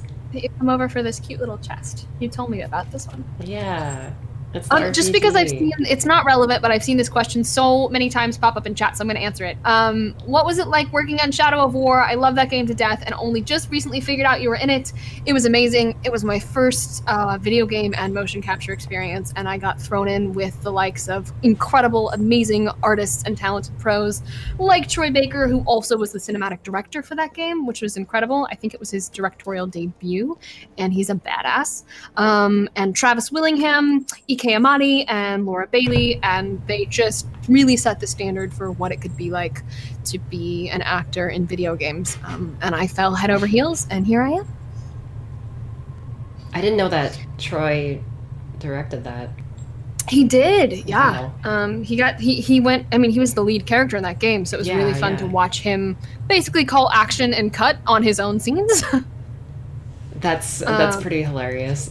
Yeah, pretty good. and we also in that setup were responsible for turning our face lights on. So he looked like such a badass. He'd be like, "All right, roll sound." He'd like turn his face light on, walk into position, do his pose, his starting pose, and then flip into his British accent and begin the scene. Did he go in and out of it? Yeah, for sure. Oh my god. That's so funny. I love it. Mm-hmm. I always wonder about that because like there are plenty of actors that do like method stuff where like they sort of like they don't, not all the time they stay in character, but they stay in accent the whole time, and I always find that really funny. I think I might be someone. I lie right in the middle on that. I actually think it's probably better sometimes to stay in accent if you're not that comfortable or you haven't done it as much. Because it can be really difficult to get back into an accent. I actually find it hardest, accent work is hardest when you're going up against someone who's doing a different accent. You're all right. I'm going to talk about this scene instead of accents, but accent work is fun. So funny thing, Neil Newbon also mocapped Kendo while we were in Japan. And then the original voice actor came back and did his voiceover work. There's gonna be a lot to do. But this was also Neil originally for this like moment. And what was it like, sort of? Just bad timing is all. Because like obviously they were gonna dub him over later, but like I'm sure you Yeah, guys I sort mean, of he wanted to discussed pay it. tribute to the fact that like this is an awesome existing character. Best gunsmith around. Oh no. I also really like this scene, Oh, that's your job, right? and sorry, I'm like watching it. We played it. We played with it a lot, actually. That's one of the ones that we messed around with to just be like, what is the pacing for this moment? And it's like one of the few scenes it's a very different relationship, right? And again, because this game is so fast paced and it's about the player experience, like you have to pack a lot of relationship and story into a really fast moment. Because I mean, if she wasn't on such a mission, she'd be like, no, come with me. Like, she'd be more involved, but he has to be there for the other game, like the other storyline, the other timeline. So how do we build a relationship? Clearly we care about each other, we know each other, and then legitimately have Jill justify not fighting for him in this moment. She has to leave. She has to leave him. So we played with how that dynamic kind of played out, and I think it works in the final. She gets her one moment of like, hey, I trust you, be smart, basically is what she's saying. Don't do anything stupid. And she lets go, because that's her job in this game. Like, she literally just has to say goodbye to people all the time. Yeah, and I think she's on a mission. I think the kendo stuff plays out really well when you have the context of RE2 as well. Yeah, totally. It's so sad. Yeah. He's so sad. I can't wait for you to get to that part in the game. Oh, I also can't wait. We watched some of it when we were going in to do this scene, just because we wanted the context for this character and to know like what's happening. But I'm excited to see it as I like play it for the first time, really in the context of the RE2 storyline. Yeah, it's really good. It's probably my favorite scene of that game. Like, I have two big scenes that I love in that game that I would say like are my two favorites, and that one is one of them. It's really cool, especially like since you're streaming it with Nick Apostolides, like you can sort of just ask him questions about it, because it's definitely a tough scene. Yeah, and I love his opinions. He's again, I already said it, like he's such an actor's actor as well. His creative process, his art, he really just goes all in, and I respect and love that. So I'm having fun, kind of getting to ask him about his process and just in general, sort of learn what it was like. Because I only have my experiences, and it's really fun to learn about other people's processes. I just love artists. if you don't know that already. And Susie, you are a true artist. Look at this. Ridiculous. A perfect dodge artist, I guess. Go, girl.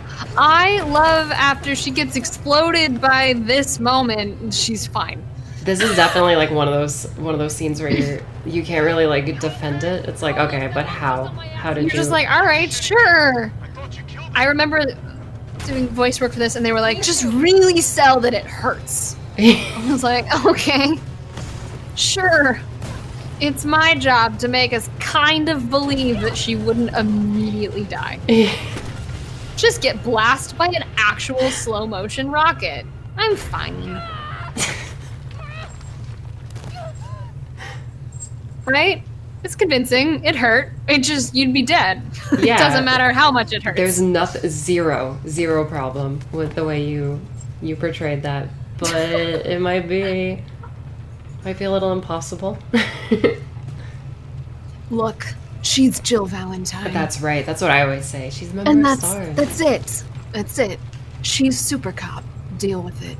With skin of literal steel. Even though she goes scraping against the concrete, her arms still look pretty intact. Yeah, she's got like a little scrape there. Little scratch, little this, little that, but it's cute. She's a badass. Jill, you there? I think I know how to slow that fucker down. Head back towards the station. Lead him right to you? It's okay.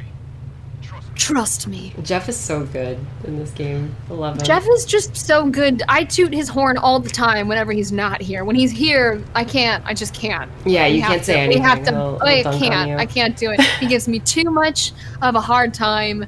We banter in real life. But I always joke, like, he never has a bad take. It's annoying. He's just too good. He just gets away with it, and he's like that in all of his stuff. Quick plug for Jeff and everything that he's up to. He's literally Captain America in the upcoming. Look at him dodging. That's sick. In the upcoming Marvel game. So keep an eye out for Captain Carlos. I did all the running for this moment, and I love how it turned out. Did you take that fall there? Mm-hmm. Yeah, I did. We shot it in 2 different things because the amount that she has to run was further than the volume. So we had to do like a run, and then we had to do a run and fall to like create enough space. And Jeff did this awesome badass roll with headgear on. Go, boy. He had to teach me how to pull him up good, because when I first tried on our first rehearsal, I was like, I look weak as hell. And he's built as somebody fix it. I was like, you are heavy. And he was like, no, you gotta lean back, and then you'll look like a pro. I was like, thank you. From audition 1, I relied on both Neil and Jeff and friends in my life. I was like a sponge for being like, how do I make her look like a professional here? Like, what would a professional do? And that was really important to me. I wanted her to look like she knew what she was doing, and at the same time, like, it's still hard. She's still exactly who she is. She's still not actually invincible, despite the fact that she is. Yeah. It's fine by me. And yeah, they didn't let me down. They made sure that it all looked good. Oh my god, we're about to come up on like the most iconic Resident Evil line. I'm not gonna live in a cold, cruel Carlos's world. Also, this is the first scene that we shot with Sterling Suleiman, It was really cool. who plays Tyrell. Yeah. It was his first day on set. He doesn't say anything, and I think it was. Oh, here we go. I have a thought on that line too. It's all right. You're going ahead. I'm not gonna die on you. Leave you in a cold, cruel, Carlosless world. Okay. Someone did catch it. I saw a fan be like, your mouth sounds weird when you say this isn't the last ride out of town, right? There was one take of the many takes that we did where I totally tripped on my words, and it made it in the game. That's the take. Oh my That's god. the one. When I heard it, I was like, guys, Like, why? this isn't the last ride out of town, right? Like, I didn't I even just- notice that. Wow. it's not too bad, which is Yeah. why it made it, and it's natural. Like you could totally trip on your words there. So it's not totally out of character. It totally works. I just remember being like, ugh, I tripped on my line there. That's so funny. My Wow. mouth turned into cotton. This entire cutscene is just so cool. I love it. Okay, so the 2 comments I'm gonna say really fast. 1, I love this cutscene because I got to do nothing and just sit and watch them and look suspicious. 2, the previous scene was Sterling Suleiman's first day on set, and it was the only scene he shot that day. And so we joked as soon as we wrapped that scene. We were like, Sterling, everybody! Truly just powerful performances just showing up. He just like showed up, he listened really well, and that was his introduction to like the entire stage and everyone we were working with. Bill, hope everyone look at him be a badass. Amazing exit. She's good. He tapped on the glass there, and there was no actual glass, and I loved that moment. It was such a good, like, bye, baby! Gonna miss you! Get off my train. Shit, bird. Yeah, boy! Bye! I like when you say shitbird later in the game. Like, it makes me so happy. It just makes me Right? happy how, like, games are bringing that line back. It's such a 90s thing to say. Right? Shitbird. Oh, it's been a while. Oh, Someone's here we gotta go. be clear of the city by now. Along with your hot date. Hey. No, she's not like anybody. Oh, and then he Boy, delivers it like boy. such syrup. Oh, she's not like anybody. Of course they're shipping us, Jeff. Look what you just said, boy. All right, keep your head screwed on, Romeo. Police station. Along with your hot date. It's like- Looks like a cemetery to me. I love it. Looks like a cemetery to me. Oh, I love this scene coming up. It's like one of my faves. Anyway, let it play out. Brad, stop! T.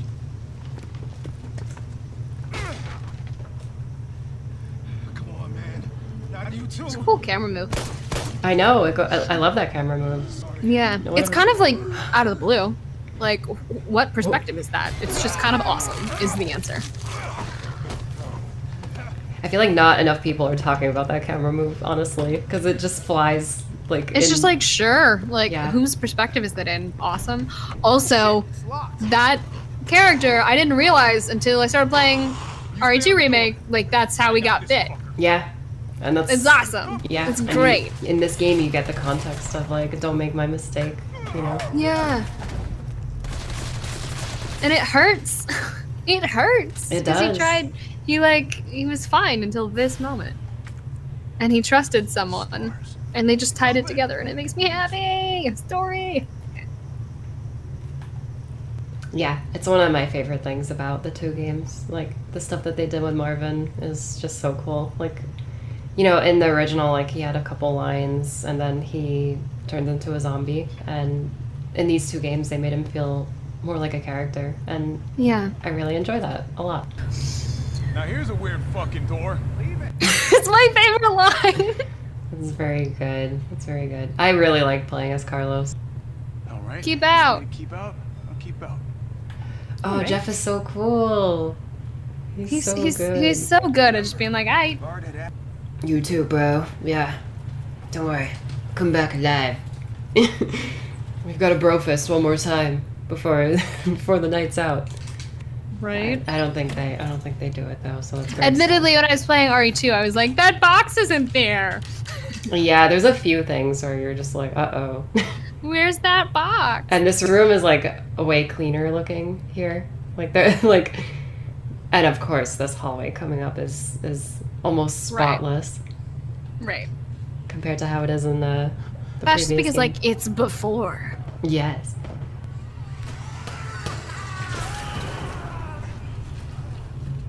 What the hell was that thing?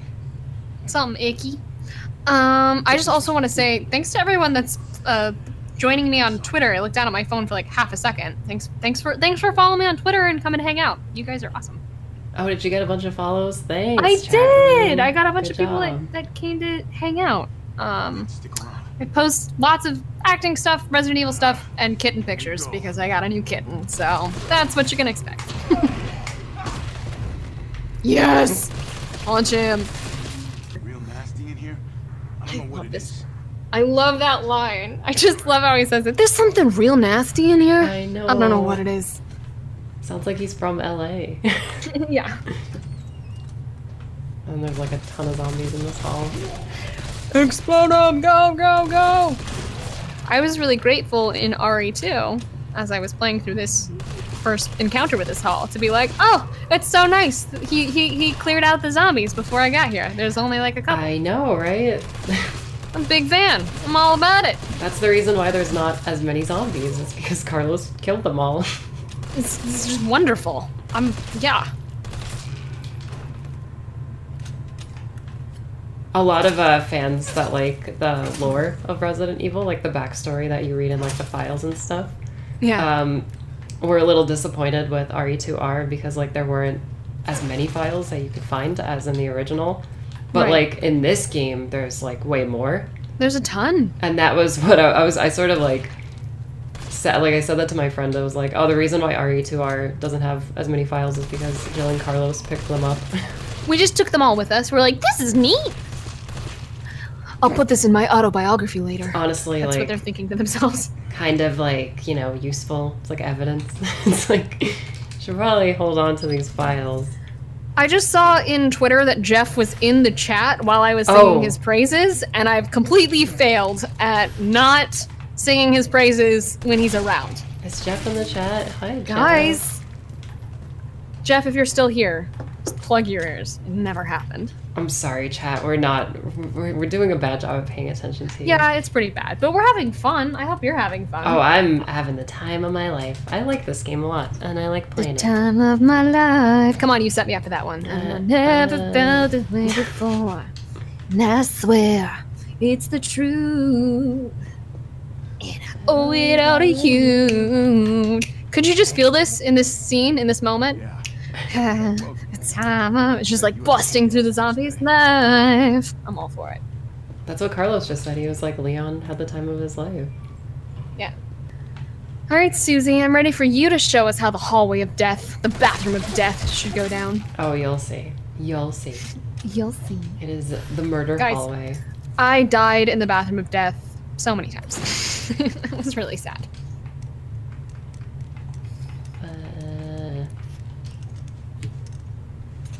Yeah, Nicole, so like before we were chatting, like before the stream, this is the wall right here. Oh, okay. That's like busted down in RE2 and we don't know how. I guess we could justify that somewhere, you know, one of the leakers or something busted through. Yeah, exactly. Okay, let's see. I gotta be careful around this wall. Oh yeah, we should go back to Tyrell and hear his dialogue too. After I punch this monster in the face. Do it. Nice. Get out of here. Oh gosh. Oops. I spoke too soon.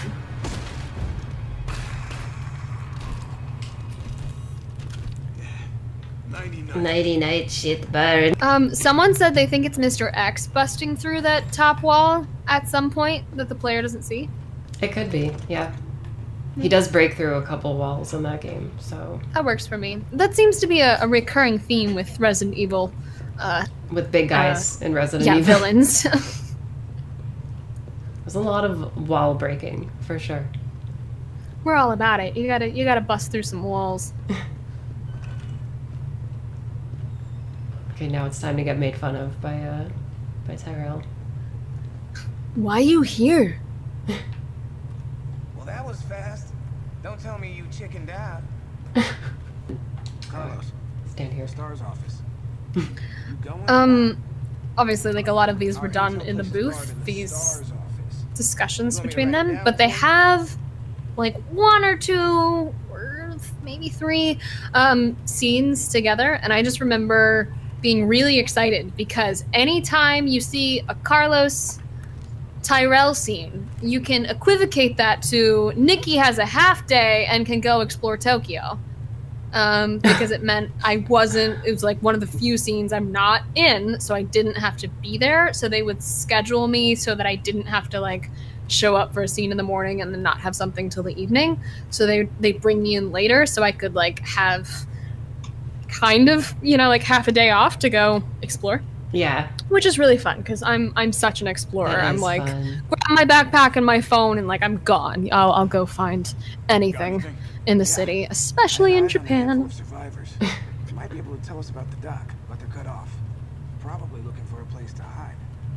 Then I better hurry. What was your favorite part about exploring Japan? Oh my gosh, so many. I feel so head over heels for that country, that culture, and that cuisine. I really loved my first time going to an onsen, Japanese bathhouse. That was just really magical and unlike anything I'd done before, because it was just really specific to that culture, and in Western culture, it's just not as much of a thing at all. And so I loved that. And then really, honestly, it was the people. We had such good people like that took us around and gave us food recommendations so we could eat like locals and just hit up the really best spots. But I will say, it's really, really hard to have a bad meal in Japan.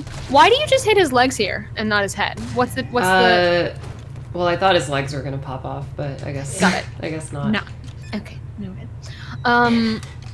Yeah, so it's really hard to have a bad meal in Japan. So like if you can find a bad meal, almost you deserve a medal because it's just everything's so good, and there's so many restaurants. I So I believe it. loved that, and then I also think my first time there, I got to show up right in like fall when the leaves were changing. I think that was maybe that was my second time. I can't remember. But basically, I got to experience it when all the leaves were turning bright red and orange, and I went and traveled around. I think that was my second time. To other cities in Japan via train. I like came early to travel a little bit, and I love the magic, Mount Fuji, and just beautiful temples and all kinds of crazy stuff. So yeah. That the people really, and then just the sights. Are you ready for murder bathroom? Oh, girl, I was born Are ready. you ready?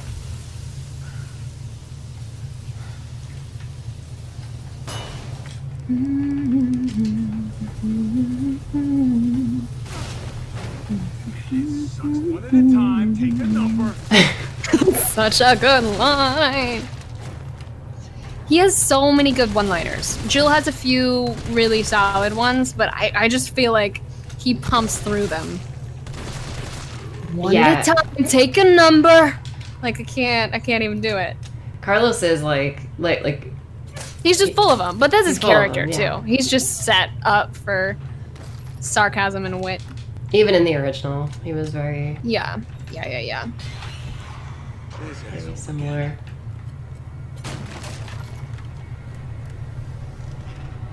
You told me I could walk past this thing.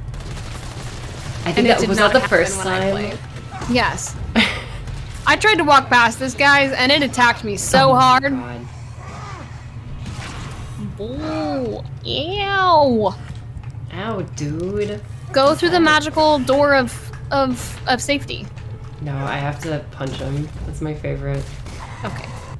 Oh my god. You see his neck? Oh, yeah. He's all bloody. Gross. Do we know who this actor Dr. Bard. is? Dr. Bard? Oh shoot. I forgot the voice actor's name. I'm pretty sure Neil mocapped him.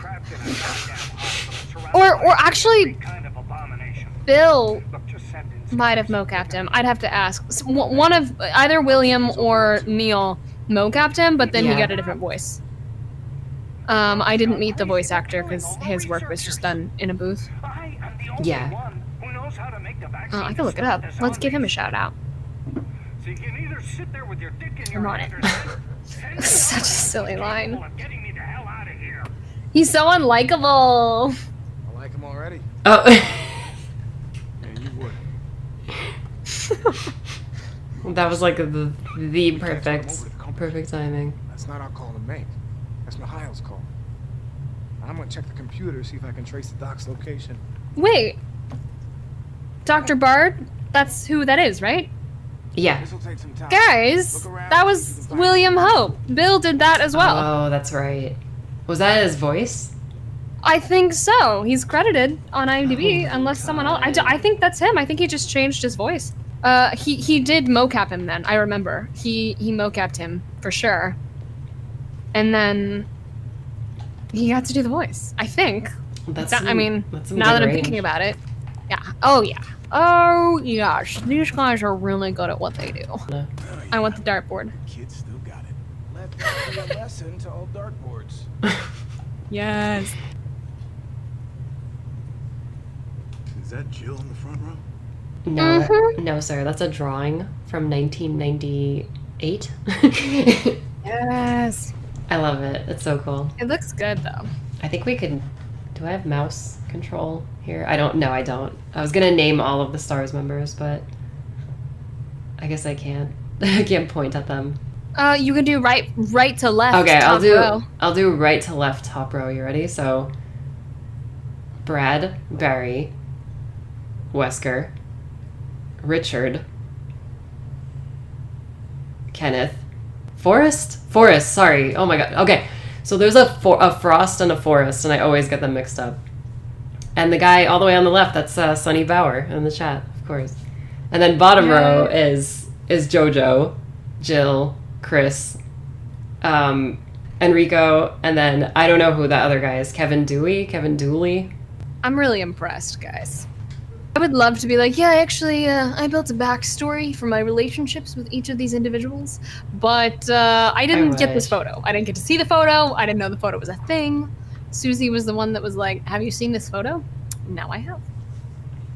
I wish that we had, like, oh my god, it's something that me and my friends talk about constantly, just getting some sort of piece of material, like some media. It could be like an anime, it could be a one-off movie, it could be a game, a book, whatever. I guess we have a book, but just about the STARS members, like before the outbreak, it would be so couldn't we do like even just a whole just a non-apocalypse related game of just like the STARS team I would love that. on their like normal missions before life went to crazy. I want that. That's what I want. Yeah, what's up? I'm so game. Derailed. Uh-oh. Was anyone hurt? Jill? Oh, shit. Wait, what? Jill, what happened? He's so good at being a concerned partner. You gotta go. Do what you gotta. I'll take care of Bard. Jeez, so cool. Concerned for his. I for will his new say, best friend. I joked about not having built like backstory for those characters, but I did have the weight of literally having lost her team, especially going in with the Brad scene and just being like, this is it. It's the last. You know, just like the weight and the PTSD of what it feels like, and so many people in real combat have that experience of just like how important that bond is. So I wasn't unaware, and I did try to give that some love, because there's just so much like, you know, weight to the bonds that you make with your team members when you go through incredible trauma. Totally. And yeah, I mean, at this point, Brad was basically like the last one, you know? Yeah. And I guess I'm out of range. he bites the dust, unfortunately. And Yep. that's why, I mean, that would be like the only thing that I would love to see. Susie, why would you set me up for a song in such a serious moment? Because my Another one bites brain the just dust? it was bad. Like I was like really, really empathizing with what you were saying, and then you were like bites the dust, and my brain's just like like no. Well, I'm sorry. I can't help you. Stop with setting that. me up. The musical theater kid in You me is know, just like, oh, I'm trying to be serious Love here. it. I'm Jill Valentine. We're not singing our way through RE3, though we should be. Okay, but what if next year we get a director's cut version where it's literally just a musical? The musical. That's what I want. Oh man, I mean, you know, I've already said yes to that. Walker's still alive. I think Steve would roll his eyes. And He'd Jeff. be like, and Jeff would be like, no, God, please. He'd just be like, why, Kafka? So, a little trivia for I'm you. ready. In the original game, the train... So you're actually not even in a train. Like, in the original game, you're powering up a cable car. And it's in the middle of the street. Right. Kind of like San Francisco. And it crashes into the clock tower over here. Oh, wow. But in this game, the train crashes underground, obviously, because, you know, if it crashed up there, it would be, no one would survive. Well, maybe Jill would, because she's indestructible. But, so the fight that's about to happen would have come after an entire section where you're basically, like, battling through the clock tower, and it's The clock tower. it's supposed to be like a more like slower paced, because like obviously the whole game up to that point is run from Nemesis, oh my god, run. And then she gets out of the subway crash or the car crash. Yeah, and you're in this like more like Resident Evil 1, Resident Evil 2 style vibe, and I've heard a lot of opinions I'm sure about you the have. missing clock tower. I'm sure you And have. so many people have like asked me like, was there material? Was it there? Did they cut it out? And I really couldn't tell you. I do know that throughout the process, there was a lot of changes. We got parts of a script, and then they cut that like material, and we got sent a different script before we even started. So there was a lot of changes throughout the process, but that's really typical. Yeah. And I could not tell you specifically if there was like a clock tower scene that then got cut. I just don't know. Sure. I wish I did. And of course, I'm always like, wishing more material, because I love it. We love performing. We love working. But I have no information on the clock tower. And I know not everyone loves that choice. And I can totally empathize with that. Yeah, and I've gone on the record multiple times and said, like, that is...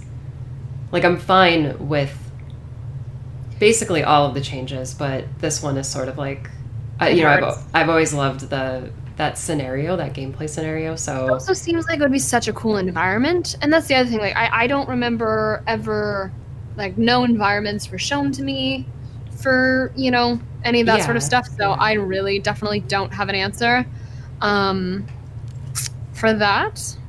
Sure. But, they do what they do. I don't always know why, but we trust them and love them because they make lots of things that we absolutely love, so... It's the only thing that I would... Like, if there's ever, like, a re-release on PlayStation 5 or something like that, or, like, a director's cut, like, just give me that clock tower. That's all I care about. Like, if it would... Hey, I would love to come back. Of course. More material. Yeah. Let's just shoot clock tower, because we should. Yeah, totally. Anyway. Oh, poor Nemi. He looks a little heated. Ow, it hurts. Oh no. Bitch can't even swim. And a meme was born. Of that line, which I love, because when we're in the booth, like, you just never know what's gonna be hilarious and like what's gonna work. That was just like, we didn't have a cinematic, we had nothing. They were just like, he falls in water and you don't see him come back up. Okay. You're just like, bitch can't even swim, I guess. Oh man. Since chat wants it so bad in this very loud moment. Bitch can't even swim. There you go, guys. I hope you're happy. I absolutely love this Nemesis transformation. Another piece of trivia, this was not what he looked like at this point in the game in the original. In the original, he just sort of had he had like tentacles coming out of his body, and he looked very similar to his like starting form. And I did know that because they made a big note of like what he looked like for the second area, because of all of there's a bunch of cutscenes where she like interacts with his body and like steps over it and gets, whatever after this, right? So they showed us a bunch of art, and Neil did a bunch of performance capture for this version of him. Oh, are you serious? He did doggy stuff? He totally did. I don't know what they ended up using or not using, but they definitely used him for the stuff that we did in the cinematics. Awesome. And there was also a discussion when we were on the stage. We didn't like exactly how big he was. We thought he was smaller than he actually was. So we ended up like changing stuff that we were working on because the size of his hands is so large, and that became relevant when he like drags her later. Yeah. Because originally it was like, he's got one leg and he's like dragging her, and they were like, no, his hands are like the size of her entire body. Yeah, they sure are. So we had to have it so that like both of her legs were dragged, and I have some BTS of that as well. They tied basically a rope around both of my legs and then dragged me via that rope. while she's like shooting up at the gate. So much fun. To keep my legs together, because you can't like hold your legs together. They wanted it to be like he grabbed her around the. You see it. It shows. Yeah. It's the thing. Go. You're about to take a nasty fall. I was so nervous, I thought I missed. Nope, you did it. I know, the kitty is so cute that I can't even see her, and it's so Oh, distracting me. chat's got me. Is it Oh, stuck there it? we go. Yes, it is. Yeah, that's right. Right, let's do this. Suck it! Yeah, boy.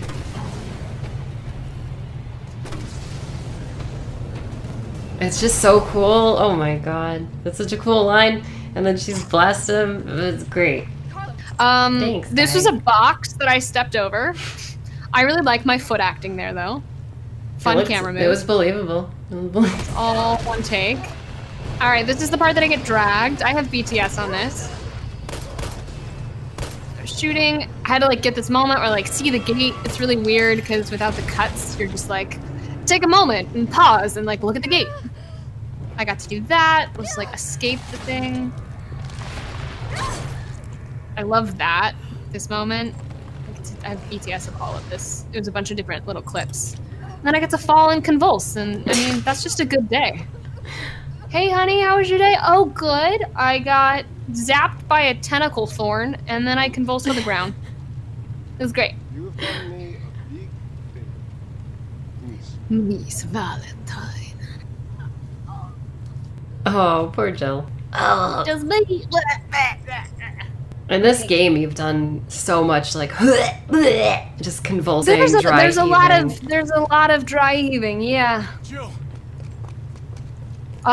Jeff Shine, everybody, answer me. picked me up off the ground by himself in a mocap suit, slung me over his shoulder. It was not comfortable at all, and we did more takes than I wanted Take her to the to. hospital. Maybe Dr. Bard can save her. Because it's really hard to be like slung over someone's shoulder. We tried this so many different ways too. He was like, how should we do it? We're gonna do it this way. And then he did this one. We had this take where he like picked me up in his arms like the cradle carry, and we were just like, no, like she's Jill, we're not gonna cradle carry, let's do something else. He did one where he literally chucked me over his shoulder so that my stomach was like on his shoulder, and then they were like, no, it's too like booty forward. Because it's just me like hanging over his shoulder next to his face, and they were like, no, let's try something else. That's great. And then we ended up with that, which is great because then he like can do this gentle like set down, and it Yeah, worked. the fireman. Yeah, carry. it was a good final choice, and it makes sense. Like it's realistic. Gotta do So it, man. another piece of trivia for you is that this scene originally, like where Jill is like resting, was in the clock tower. So after you'd play through the clock tower, you'd fight Nemesis, and then the same thing No happens way. where she gets infected. Carlos shows up and brings her into the clock tower on this like altar, and it's very like iconic imagery because it's like a church clock tower, and she's sort of like on this altar, and she has like this Wow. resurrection when she gets brought back to life later. But you do go to the hospital. Like Carlos Right. keeps her safe in there, and then goes to the hospital Yeah. to get the vaccine. But I feel like I did see. I've seen clips of that. I think what happens in this game is way more believable, though. It's more realistic. Like, why would you leave her in the clock tower? Just bring her to the hospital. But, you know, it's also a very different He situation. looks cool. Yeah, it looks very cool. I feel so, you know, like it's funny because you're also Nick, and like whenever I refer to Nick Apostolides, Nick and Nick. I have to say his full name now. Nick Apostolides, you know. Yeah, only because my family and close friends call me Nick a lot. So whenever I hear Nick, I'm like, huh? What? Yep. By the way, Nicole, I just wanted to say thanks for hanging out so late. I know it's been kind of long and we're getting through it, but No, yeah, I'm that's fine. good. This is a blast. I'm having a blast. Chat, are you guys having so much fun? There's still so many of you. I love how many people are hanging out. So much fun. I know. Thanks a lot, guys. I really appreciate it. You guys are great. Here's some good lines. I keep hitting my mic because I'm doing kitten kisses. I'm here to rescue you. Open the door. I love these lines. Voice match? What kind of sci-fi bullshit shit is this? It's just such a Jeff thing to say. He's just still like, what? What is this? How does an iPhone work? Open sesame. No voice match found. This is Nathaniel Bard. Open the door, please. No voice match found. They had fun. Come on, let me in, you piece of shit. No voice match found. I love it. That's perfect. But yeah, I would love to see your. I think Sunny asked this question earlier, but I'd love to see your reaction to some of the other Jill appearances in the series. Like, that'd be really cool, just to get your like input on it. Like, what? Yeah, I don't know. Like, I've definitely watched some of them, and again, I don't like. I don't know. I don't ever want to say anything like bad about anyone else's work, because it's just like not my thing. So I'm most likely to just be really positive and supportive. So if anyone wanted me to say something or like look for me to have like really strong opinions, mostly I'm gonna have the opinion of like, I've said this before, like, she's changed contextually from her first appearance, right? There's been notorious jokes about some of the voice acting in this series, but that's also because for the time, like, they had very little context for what was happening. So they're just told, like, do it like this in the booth with no context. So for, like, to have an opinion about, like, oh, the actors were bad or the voice acting was bad, like, it's silly. It definitely is funny, but I couldn't say, like, for the context that they were given, they might actually have done really well considering what they were, like what they knew or didn't know. And also just, like, the respect for performance and the information given to talent has just changed also in recent years, because there's just a much stronger emphasis on strong narrative and strong performance. And really the context that you're given is so important. It really just helps you have like a footing to stand on. Also, I wanted to add to that, like, judging the classic games, like the performances of those games, like it's such a different world now where you guys, it's more filmic now. It's like you're on basically like a film set, like everyone's there. It's that we're acting against each other. Back then, it's like, oh, we have to wait a while, like a few days maybe, for the script changes to come in. You'll never meet the other people sometimes. That happens a lot. By the way, Jeff is in the chat right now. Jeff! What's up, Jeff? How's it going? He's making fun of me, as he should. Even the more like cheesy voice acting and stuff like that in some of the original games, it's so like nostalgic and playful. Like, people love it. It's really fun. And so there's a place for that too. Like, this is doing something different than that initial like heartfelt. Silly. You know, like, it's silly. It's fun. We enjoy it. I also think that a lot of, because like Resident Evil 1, the original release, is very not good. Like I don't know like what other way to put it, but I almost became a Jill sandwich. Yeah, like that kind of stuff. And I think that game's reputation sort of like infected the other games, where like for years people were like, oh, like, of course, like all the early Resident Evil games have bad voice acting, and that's not really the case. There are bad reads and bad lines, because like going back to what I said, where it's like no one has context for anything. Directors don't even have, like, voice directors don't even have context. No, they have no idea. They have no idea what's going on. I wanted to say one thing that I have noticed though with my retrospective series is that when I show the cutscenes, I do see a lot of comments where they're like, wow, I thought the voice acting was bad. It's actually pretty good, you know? So like, I just saw someone in chat say it's just campy, and that's really true. It's campy and it's fun. And I was just gonna say, like, I actually really enjoyed, for those that have played the multiplayer Resistance game, I got to do some voice work for that game as well, and that one really, really went for the campy. And it almost felt like an homage in some ways. Like, I got to do a bunch of like silly kind of Jill homage lines, and we went for campy there. Like, it's almost a completely different Jill. Like, it's full of a lot more levity, a lot more silliness. So if you play that, you'll get some of And classic lines too. Yeah, Like it's classic Master of lines, Unlocking, all of Jill's that. sandwich. It's great. Yeah, it's a lot of fun. Nostalgia. Nostalgia, yeah. Look, Jeff looks like Jeff. It's so weird. Looks just like you. It's the eyes. It's the performance of the eyes. They don't want the world to know what they've done. So they're trying to erase all evidence that the virus ever existed. Jeff, did you know that Bill ended up doing the voice for this? He's credited on IMDb for it, and he sounds so different. Like such a legend. I hope he's still there. Maybe he's not. Whatever. Bye, Jeff. Why do you have I a know, life? right? She trusted me anyway.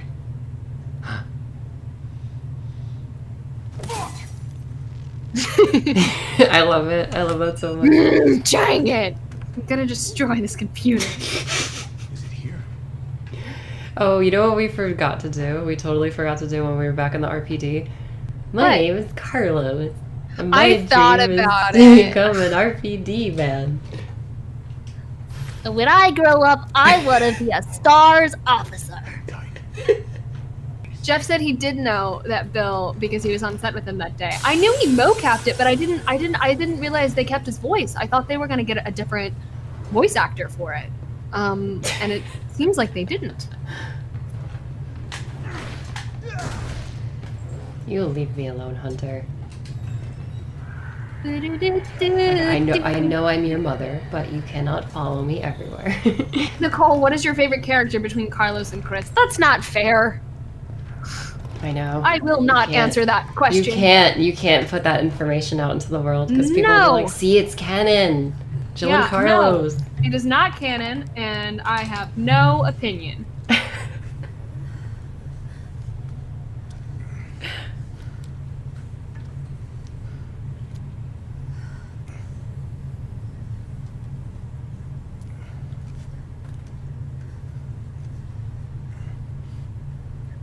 These mocap days were great. I sat on a bed in a facial capture unit, which by the way is not comfortable because like you can't get your head like correct and it bumps your facial unit around because it's all attached in a helmet. So it was a lot of just like, I'll just lay here while you guys chat and breathe. So that is me, motion captured in my stillness. What the hell happened? Attention all citizens. The contagion spreading throughout the city has been designated uncontainable. On October 1st, Raccoon City will be completely destroyed in a missile strike. All residents capable of rational thought are urged to evacuate immediately. This Well, is you gotta get out of here. Attention all Gotta go, gotta go, gotta go, go, go. There's still people. That's your favorite song. You think Uncle Sam gives a shit? I don't even know why. I don't know. It's just clearly I just sing whatever comes to my head. It's not always original. Better grab some gear. Sounds like there's a lot of them out there. Hell yeah. I know All right, I'm doing Sonny, it. I see you. I'm gonna kick their asses. Oh, what did Sunny say? Sonny says Chris wins every time. Love Carlos, but I said what I said. Yeah. Sunny's notorious for the... A notorious Chris lover. Oh, yeah, you have no idea. Oh, poor Jill. It hurts. It hurts, Mom. It hurts.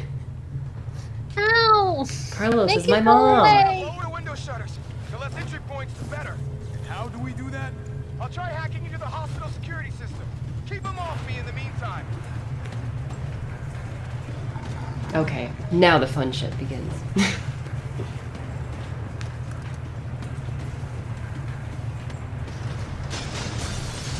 Go, girl. Now the fun shit begins. There you go. Yeah, so nothing like this happens in the original. I'm sure you could probably imagine because the technology for having like 100 zombies show up was not there yet. Isn't that crazy? We were not there yet. I died so many times in this scene when I did my playthrough. Me and Jeff was like, we were basically like interviewing each other, so we wouldn't. Yeah, they were like, we'll just talk to each other. No one Yeah. focus on Nicole because she literally died 5 times. Yeah, you needed the focus for sure. Which you know, I made it. We I all made need it. it. We all need that occasionally, you know. That's the one thing that's great about. Well, it's probably like one of the only things that's great about this whole like COVID stay inside thing is that we can all connect like this, and it's such a big scale, you know. Like there's so many people watching right now, and we're having a great time, and it's very insightful.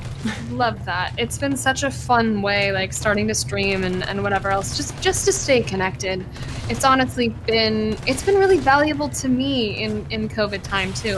Like many people have it far worse, but just the industry's been totally shut down. Like all the productions, just everything.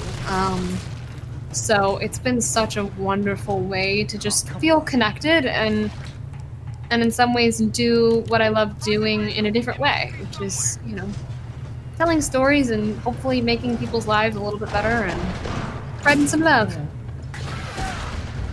And I've gotten to make amazing new friends like Susie. Yeah, it's been so great, honestly. It's so much fun. When you, by the way, I wanted to say this earlier, but I totally blanked because I was doing something else, like surviving.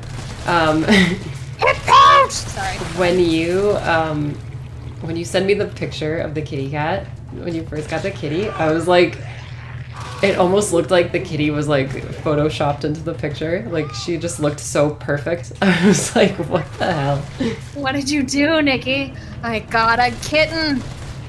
The second I got the kitten, I was like, who do I text? And I texted only the important people, and Susie made it on that list. I was like, Susie, look at my kitten. It means a lot. I'm Or very even with honored. the social media, I was just like, Susie, I got a kitten.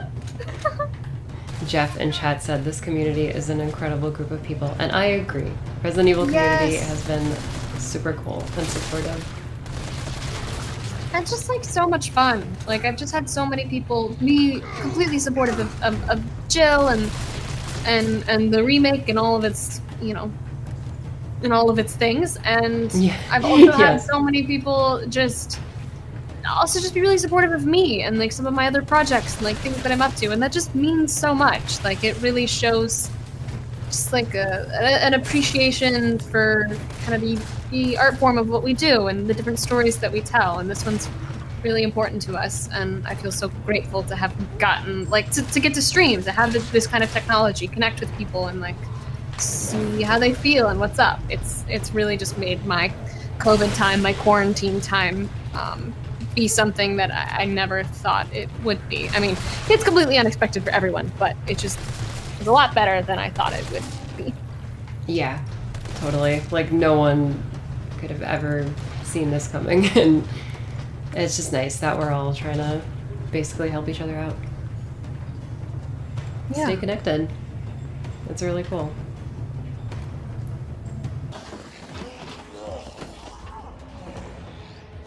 Jeff, you said you're giving me a hard time. Keep doing what you're doing. I didn't read any of your slams, so that's all for chat. Let's see, I'm gonna go back and find his slams. I can't find them. Whatever you said, you first. That wasn't a good comeback, but that's usually how it is. You Jeff has a bunch first. of really witty takes, and then I'm just like, well, here's this Broadway song. If I break into song, Jeff just leaves the room, so I basically win anyway, right? Oh, but did you see what he said? He said a nice thing too. He said a Where? nice thing. Where? He said, I give you a hard time, but you're killing it, kid. Keep doing what you're doing. Wow. I love you too. This is the nicest thing you've ever said. He said I wasn't slamming you today at all. Oh, okay. Well, fine. Good, because I've just been singing your praises, but that's just because I can't help myself. I miss you. I miss everyone. Jeff Shine, we're gonna get you streaming. You just wait. Everyone should go follow Jeff Shine on Twitch so that we can pressure him into going live sooner rather than later. Yes. Yes, I agree. Tell them we found a cure. You stall for If he gets a bunch of new Twitch followers, he's gonna be like, gosh, I have to deliver.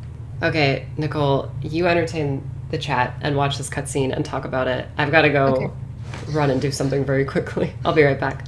Please go. All right, so here we're back to that first-person perspective where I get to control the camera again. So like what I looked at was important. They're like, take a look at the TV and then be looking away so that when he enters, you can do that quick turn. Good news. I have behind-the-scene pictures of this rehearsal, Jeff. That was done in 2 takes, by the way, so he was offset from me. As soon as he turns into a zombie, and then they matched our characters later because he really does leap forward. And I had to look forward as if though he was right in front of me to do this camera and this gun. So he was like in my peripheral and he like leapt forward, and then they matched it later in post, which is very cool. Go! Nice. Look at. I'm back. I was just talking about that cutscene and how they like moved the character models to be on top of each other. What's going on? What else was I going to say about that? Oh yeah, I have rehearsal pictures of this, but it's really just from behind, so it's just a picture of Jeff's behind while he's on the ground as a zombie. And our director Steve is also on the ground. They're like in the same position, looking at me, and I have like this slightly half-committed face because I knew that my face wasn't going to be on screen, so I'm just generally kind of like afraid. I think we're good. I think we're good to go. The final stretch. We're in the end game now. Final countdown.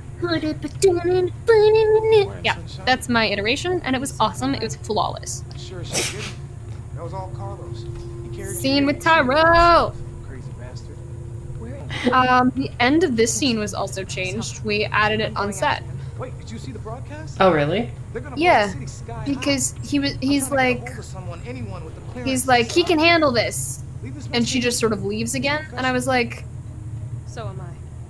that line. I was like, she would respond to that. He's like, he's a professional. Guess I'm not talking And I was like, she's gotta have like a good comeback. And we talked through a few different ones, and then we're like, she could literally just respond, yeah, so am I.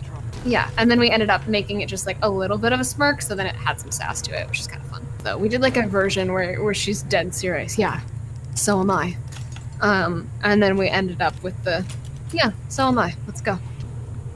Someone just asked me if I'm gonna get Camilla Luddington to sit in on a stream for Shadow of the Tomb Raider. I mean, how cool would that be? I don't know Camilla, so I would probably have to ask around.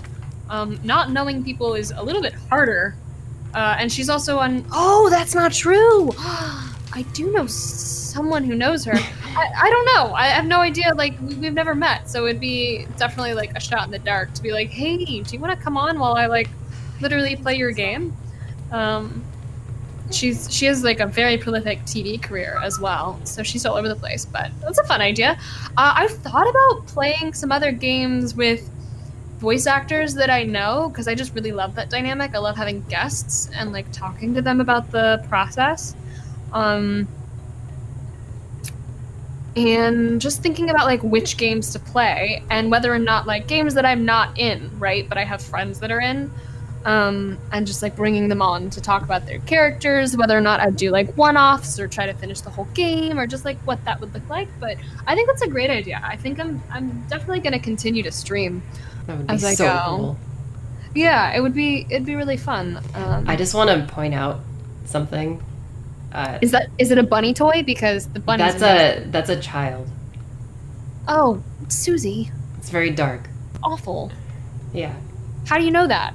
Because it's child-sized, and there's like little Bunny toy. little toys and little drawings Oh and stuff. no, that's heartbreaking. Look at the pictures. Yeah. Oh, that's awful. I have to say, RE2 and 3, like, they get really dark. Like, you'll see stuff in RE2 later, but yeah. Yeah. No. You got the gun. You know what this means, Susie? I can. It's time to go. Pew pew pew pew pew. Someone was saying this part of the game is very RE resistant, and I was literally thinking the same thing. I was like, it's a very mastermind moment because he's like over the intercom, just being like, "I control you." Yeah. Wow, I didn't even think of that. Yeah, he's like right there. Fun, yeah, right? and I mean the level itself feels a lot like one of the resistance levels. Like there's one level that has like a bunch of elevators and stuff. Yeah. Oh, smart. You know the tricks. I have played this game a few times. Someone asked for Doggo Nemesis mocap. Did they use stilts like they did with the Monster Hunter world? If so, is it hard to maintain composure? This is a Neil Newbon question. I know that he has these like hand stilt things that he uses, and I know they showed up on set and that they definitely used them, and I don't know if they ended up using them in the final or not. I just know that on set they were there, and Neil loves playing with them, and I love teasing him about how much he loves playing with them. But it's like a skill set. Like, you can't just grab them and go. You have to like be really smart or you hurt yourself. So he's good at like showing people how to use them. They use them for stuff like Planet of the Apes and Yeah, like, I was gonna say, didn't he do like a Planet of the Apes like game? Is it a game? He or is did. it like a? He did. He did a Planet of the Apes game with Steve. That's how they. Oh, that's right. Met, I think. Oh my god, I forgot that Steve did that. Yeah. Steve's had Wow. such an interesting career. Yeah, like especially in Quantic Dream. Didn't he do like all of their games? Like basically like. Well, Someone said low-key Nicole sounds like Susie's childhood friend, ? Oh, guys, it's all a ruse. We actually dislike each other, and we're just really good actors. it's true. I'm just like, how Ugh, dare I you? cannot wait to get off having to talk to Susie. I know, it's so terrible having to talk to the likes of me. Okay, we're good. You're going, girl. Oh, everyone's complimenting you because you're amazing, and you can't help but be genuine. That's so true. You know, guys, I just try my best. I don't know what to say. You know, I don't want to come off as disingenuous ever. I want to be true to you guys at all times, and I don't know. I don't think there's any room for fakeness, I guess, right? Like, No, I totally agree. like just be yourself, guys. Just be yourself, yeah. And also, to a lot of people, like, that means something so different. Like, what does be yourself mean? It just means, you know, track how you're feeling. You can always, in some ways, like, manage feelings and even change your mind. That's the other thing I always say about, like, be yourself, and also like be willing to be wrong. I think that's one of the biggest steps to like self-love and acceptance. Like, it's okay to be wrong. It's okay to learn, change your mind, come back and be like, you know what, I've changed my mind on what this thing is like. That doesn't make you any less you. Nice, Susie. Dang. Cute.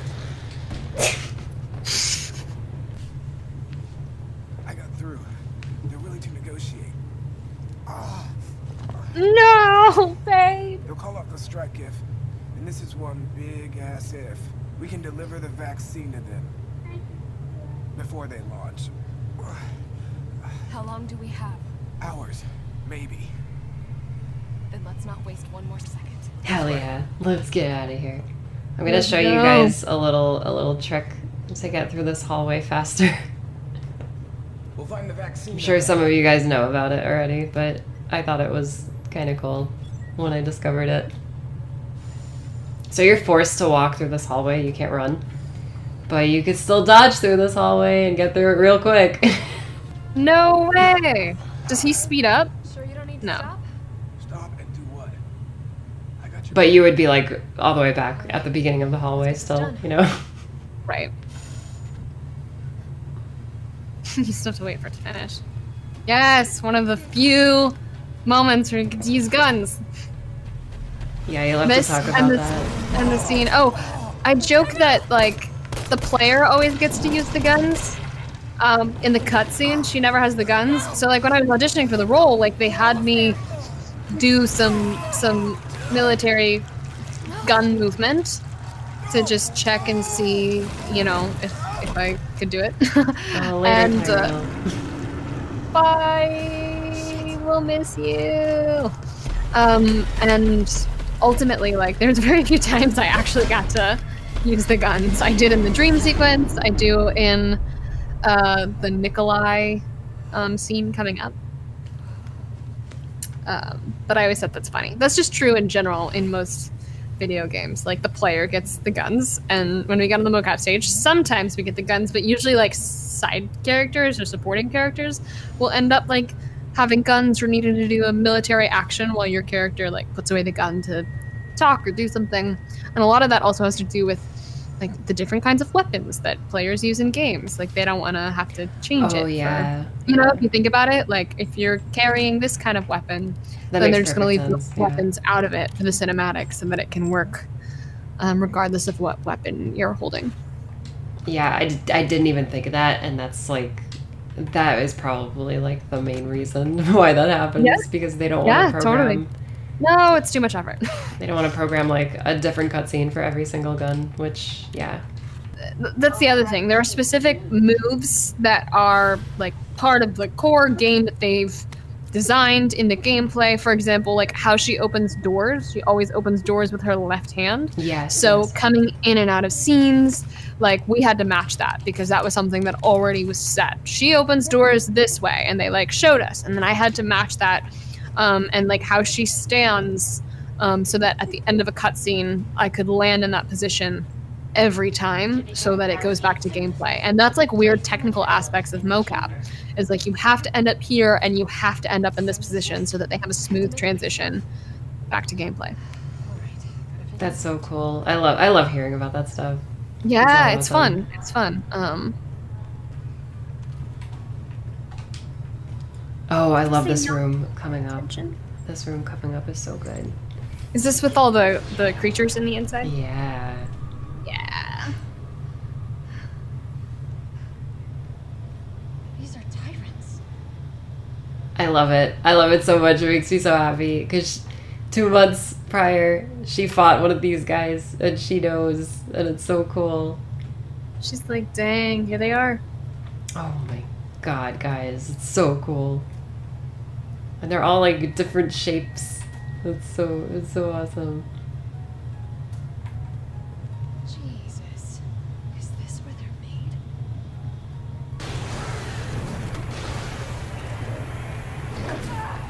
They don't like acid. Susie taught me that. Yes. Yeah, they just sit there and they burn for a bit, and then they just pass out. The acid always explodes, like, so watery. Oh, wow. Wait, is there 3 in other difficulties, or is there only 2?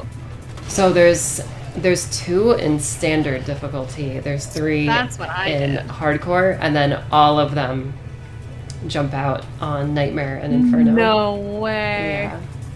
Nice. And I think it's pretty cool. We still got so many people hanging out. Thanks, guys. I know, we've had a consistent 800 viewers. I really appreciate it, guys. Like, this is so amazing. Cool. I keep getting little Twitter notifications. So many people are coming to join and liking kitten pictures. You guys are amazing. Thank you. There is one part coming up that I have so many questions about that I'll ask you when we get to it, but yeah. I'm ready. Wait, which part? You'll see in like literally a second. Okay. It's very confusing to me. Right before that. Okay. You'll see, promise. You know when you're like chatting and laughing and having a good time for a really long time, and then your face starts to hurt like crazy? Yep. That's what's happening to me right now. Me too. I also ran out of water, and then my kitten fell asleep on my lap, so I don't want to move. So I got really quiet. I probably should just go refill my water, so I continue to talk. Okay, this cutscene coming up baffles me. Okay. Yeah, so Celine F in the chat says the knife is weird, and the knife is totally weird. Like, I don't think the sound of it like matches what she's doing, and it looks very hand animated. Let's watch. Maybe you could offer some insight on like if it was motion captured or not. Let me see. This moment right here? Yeah. Yeah, we didn't mocap it. You can tell. Yeah. Like the sound of the poking. It's like, oh, maybe they shouldn't have done that. We didn't mocap that. And also I think they grabbed like a facial like grimace. Because I don't think I face capped that either.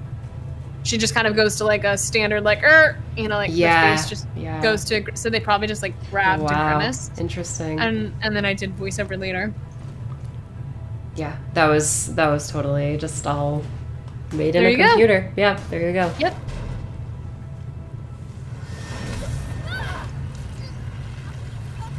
I love the music in the lab, by the way. I meant to say that earlier, but I'll say it now. Yes, it's great.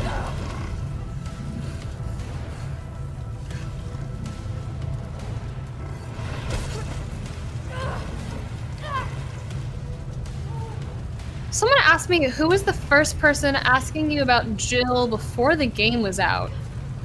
Oi, I don't know. I honestly might have literally been Susie. I did a Animal Crossing stream the week before the game came out, and I was dying to say anything because I still got word back from Capcom and everyone else that no, I was not allowed to say anything because other people had started to announce, and I was like, oh, can I? And they were like, no, not till the game comes out, literally drops. But I played an Animal Crossing stream, and I wore Jill's necklace in the stream because I just couldn't help myself. I was like, well, I'm just gonna slowly, because it was like 3 days before or something. And I'm pretty sure Susie showed up in that stream. Like, she knew. She found me. And she the only reason why I found you was because I got this game early and I saw your name in the credits and I was like, oh hey. I saw that you were streaming and I was like, uh-oh.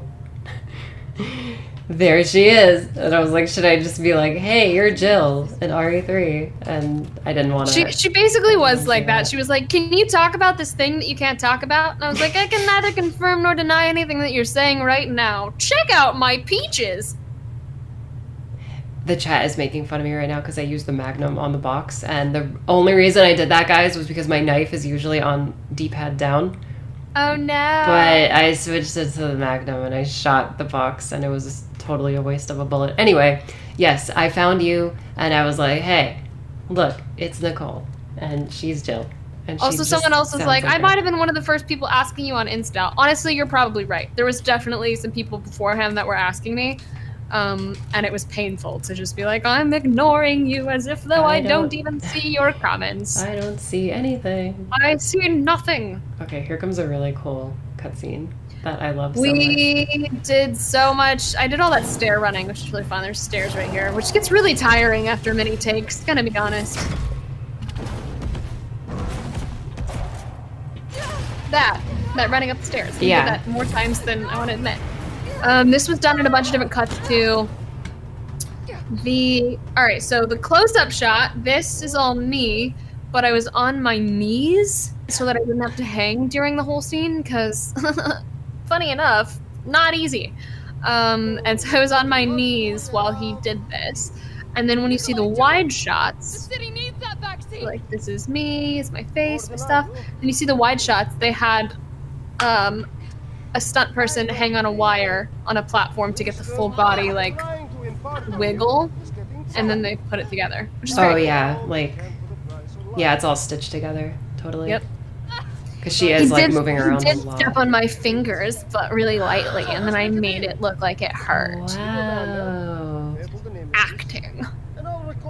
You're such a great actor. No.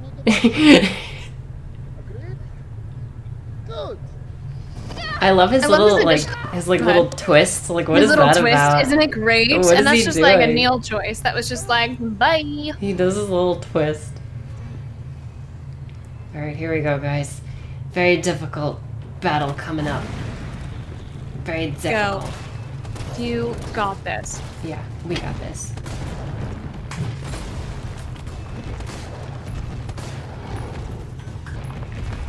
Sorry, Nemi. Jill, is that you? Carlos?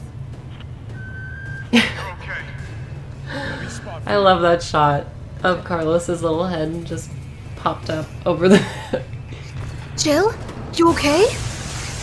Are you okay, babe? I was trying to help you, but I got caught up. I was doing my hair in the umbrella bathroom. She's like, I'm on it. I know. I like this boss fight a lot. I think it's so cool. It's fun, right? Is there a similar one in the original, or is this like an added one? Okay, so I'm gonna explain this entire thing to you right now because it's so different, but it's also like it's they just took elements from the original, completely redesigned it. So Nemesis at this point in the original is still like he looks normal, but he's got the tentacles coming out of his body. You're in so this room is the same. It's like a disposal room where like you fill it with acid and you throw BOWs and whatever in it and zombies and stuff. But it's smaller. It's much smaller, and the giant tanks that you shoot at, those like giant acid tanks, are very small on the walls. And Cute. but the basic idea is still the same, where Nemesis, as he gets close to them, you can shoot the levers on the tank and it spills acid on him. But in this, he hides behind the tank and you shoot the generators on them. Yeah, but it's... Here's something really strange that probably is just rumors and bad ideas in my head that might excite you. Sure. I remember doing some voiceover work that I've not yet heard because I think they might have changed the mechanic. But I remember doing some voiceover work of like, oh, it's not working. Maybe I should try something else. You know, like stuff like that. Yeah. That's trying to encourage the player to use acid specifically. Oh my god. And I did a bunch of voiceover work that was like, all right, acid, got it. Stuff like that. Oh my god, are you serious? I'm not kidding. I remember this clear as day. So, and I haven't heard that anywhere. So I'm wondering if something changed, but again, I could be totally wrong. So like, definitely don't take that as canon. Okay. I just remember doing some stuff, and maybe that had to do with the, you know, the hunters that respond to, what are they called? Oh my gosh, that respond to acid. Like maybe it was supposed to be for that. I don't know. Okay. I just remember doing some stuff with like different kinds of cannons. And that's what I thought of when you said that. Weird, strange. Anyway, I just know that I didn't hear that. Maybe someone else has heard the acid lines, but I just remember saying some stuff about acid that I didn't hear.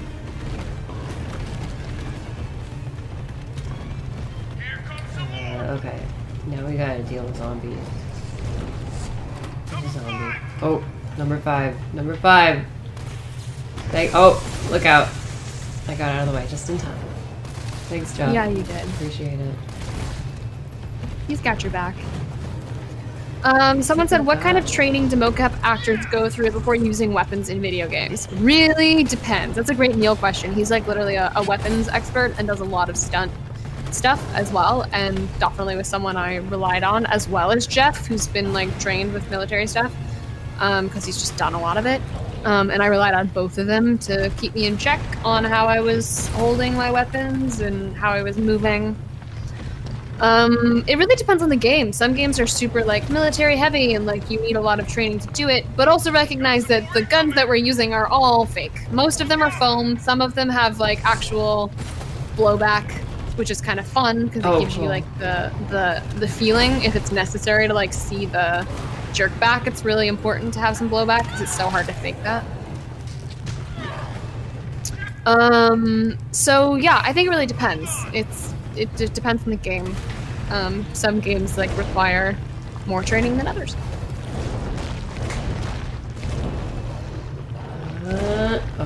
Okay. We're fine. That's as that's when Nemesis goes combo mad and I get nervous. Nice. Someone said, Nicole, did you get to bring something home from the set? Ooh. I have lots of sides. I'm not kidding. I have a box of sides that has all of my scripts from ever, and I just was like, I gotta start letting go of sides. And I just started using some of them. None of the RE3 ones, no worries. But I just started using some of the sides as like flooring for my cat. I kid you not. Are you serious? Oh my god, that's hilarious. I'm not kidding. I literally, her whole section is lined with old highlighted sides with all of my notes. That is incredible. I love that so much. But I have a giant box and it's just like, it's time. It's time. It's fun to look at it and be like, I've done all that work at some point, but Yeah, that's really now nice. Now it's going to a second use. So yeah, I have tons of sides, and then otherwise, like, oh, I think one of my favorite things I brought home is one of the head animators was on set, and they drew art of each of us. And I have this amazing art. I think I showed it off in one of my streams. I have this amazing hand-drawn art from one of the head animators on the back of a call sheet. Oh, you did it. Go, Keep girl. going. Keep going. Yeah, no, I have some hand-drawn art on the back of a call sheet that has like our all the Japanese and all of the English next to it. It's just like this quarter piece of a call sheet, which is really, really special. I love it because it's just like our call sheet with our names and then our Japanese, versions of the different scenes that we were doing that day. And then on the like backside of it is me. It's just me drawn with a little handbag, and it's really cute. Here comes a crane. Use it to climb up. All right, Boo, I'm on it. Come on. Jill, get back! Oh boy. Now get on. Sorry, Nemi. It's time to have a bath. Poor guy. Don't worry. What doesn't kill you makes you stronger. Stand a little taller. Gonna turn into a giant monster of goo. Another interesting thing about the original RE3 is that Nemesis, his head falls off in the acid fight. So if you use the acid like effectively in the battle, like I think one of his arms falls off and his head completely falls off and his body is just swinging wildly at you, like trying to find you. It's so gross. That's crazy. To get Yeah. the vaccine back. I think this is a little BTS-y thing. When I first saw art for the final Nemi, I don't remember seeing a head. So I was really surprised to see I think they might have added his head. Again, I'm talking totally not out of experience, so like my word is not canon, it is not gold, it's not necessarily true. Yes. I just remember not seeing a head on the art that they showed when they were like, you don't understand how large this thing is, Nicole. As we were like picking eye lines and stuff. And then when we played the game, I was like, oh, there's a Nemi head. So it looked different. I actually like the head. Yeah, it does It's like this teeny little head and this giant like whole monster. My friend Sunny Bauer in the chat likens it to the alien queen in Aliens, and yeah, definitely reminiscent of that creature. Oh my god, look at this room! It's so cool looking. It's great. It's so cool looking. So the original game.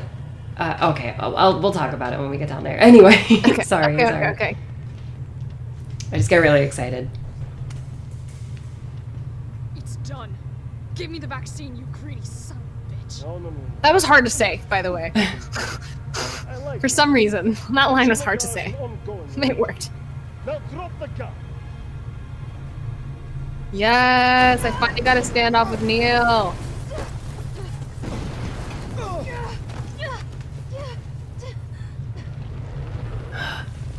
Okay, I don't want to miss anything, but someone asked an important question in chat. They said, I'm not sure if you know, but when it comes to Japanese versions of the game, do they still use your facial captures for words, or they use the other people's facial cap? I'm pretty sure it's all us. It's all us, and then they dub over it. Maybe I'm wrong, but I don't think so. I think they dub over.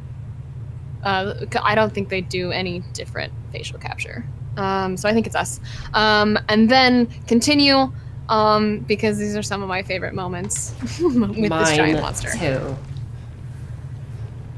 So this is really interesting. Eye lines for this moment, because he's above me. As this thing's exploding, she's like, oh no. So how we shot this is again in pieces because he's actually on my same level as I was when we shot this, and then I had to look up as if though I was seeing him above, and same thing with Carlos. So I was like basically acting to no one. I was just looking up at spots on the wall, and then they're looking down at spots on the floor. That is so silly. And then they line it up, but we're like super intense. That was my favorite. It's really fun. That was a good line. It's really nice because they're like, this thing's huge, so just talk to it. Also, their explanation of this gun was hilarious. They're like, I don't think you understand. This thing's really heavy, so it's really big, Nicole, like really big. And I was like, okay. They're like, no, like bigger. just make it sound like it's super heavy. I was like, okay, got it. This is like my favorite thing of all time. It makes me so happy, this entire boss fight. Damn, it needs power. And the music is so good. Oh my god. Some more. So satisfying. Nice. You cutie, you. Oh, look out, look out.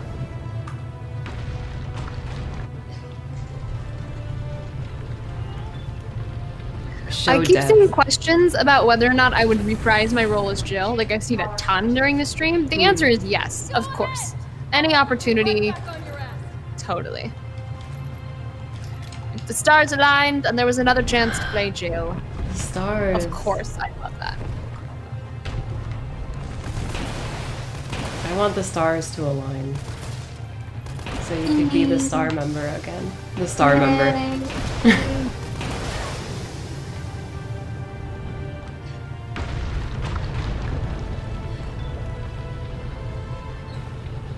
I hope so. I mean, I just really...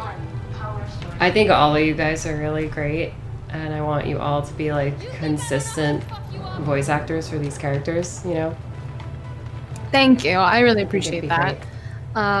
That's just one... Yeah. That's, like, one thing that always bothered me about some of the earlier games, is that the characters will have so many different voices, and it's just like... Yeah, I think a lot of that, it really comes down to the fans and the community, and I've seen a lot more like questions for it, but like the more that the community is like, look, we want the same people, I think they really do listen, because they brought back, you know, some of the voice actor for Kendo and stuff like that, and I just know it's just because there's so many different companies and teams and people involved that sometimes they don't necessarily value performance in the same way, or it's like a different team, they just don't think about it. So the more that the fans are like, we want the same people, I think they really listen. Nice. You hear that, guys? So I appreciate that, because we really love bringing stuff to it. So anytime we get compliments and people saying that it brings value and that you want the same voice actors, yes, I think they listen. They really care about their community a lot. Here we go. They really do listen. Yes. You want stars? I'll give you stars. Yes. Yeah.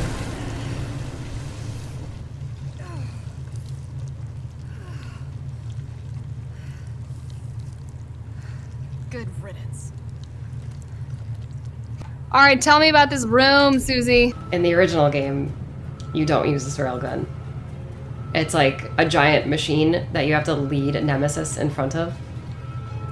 Oh, nice. Because he's like moving around, and he's not there anymore, but he wasn't that big in the original. He was like much smaller. But the thing behind the railgun looks like the original railgun. Because it's like this it's like this big machine of like tubes and cylinders. Yeah. And when I first got to this room and I was up there and I looked down, I was like, oh, there's the railgun. And then when I got into the fight and I saw Jill take the railgun, like by hand, this new one, I was like so blown away. It was like the greatest thing I had ever seen in my entire life. No. Anyway, I was like, I don't want to lead Nemesis in front of the railgun. I want to be the railgun. I am the railgun. And just this, oh my God, are you Isn't kidding it me? so cool? He just like blast his ass to the moon. It's incredible. All right, someone gave me a really good one in chat, and I just can't help myself. It's raining heavy, hallelujah! It's raining heavy. Hey, You are a goofball. can't help it. There's a couple different versions with the gun. I love this moment. It is really cool because like it comes right after you dispatch Nemesis, and it's like, okay, now it's time to focus on like the real villain. Any idea what you've just done? Also, you know what? That moment, we did several different versions of it. I think they used more than one version of that line because I feel like I heard a trailer that had a different version of that line. Am I wrong? That's very possible. I think it's a different version, but I love that moment.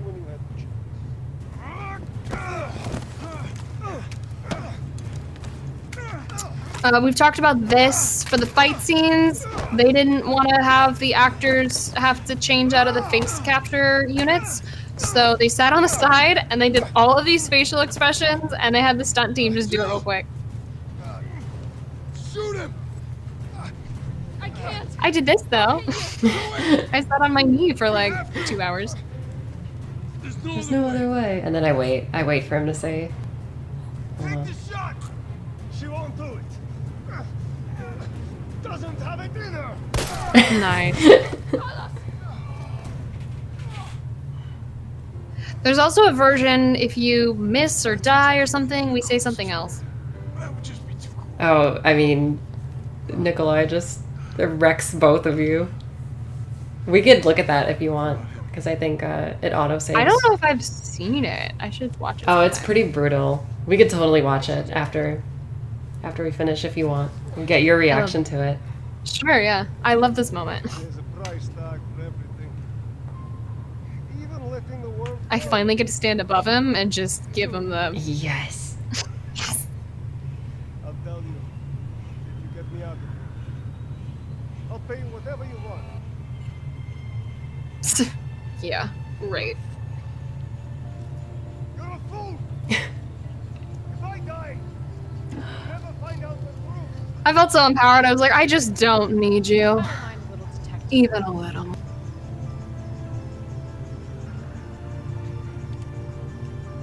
When we were first on the stage, I was like, is that gonna be her final line in the game? Because we didn't know if there was gonna be that ending voiceover. And so we talked about it a little bit. We're like, is that it? Is that gonna be like her last thing? Is I don't mind a little detective work? Do we like that? Is that how it's gonna, like, is that her final thing? And at the time, I don't know if they knew or not, or if we knew. And then we added this stuff. There it is. I'm glad we got Yeah. Oh, Yeah, it's so the sweet. iconic escape. Yeah. Look how gorgeous Raccoon City looks up there. And now it's gone. It also looks so giant. It looks so big. Yeah, which is a bit of a change from the original games because it's more of like a smaller Midwestern town, and in Right. these new games, it's like a bustling city, which is pretty cool. I think it's cool.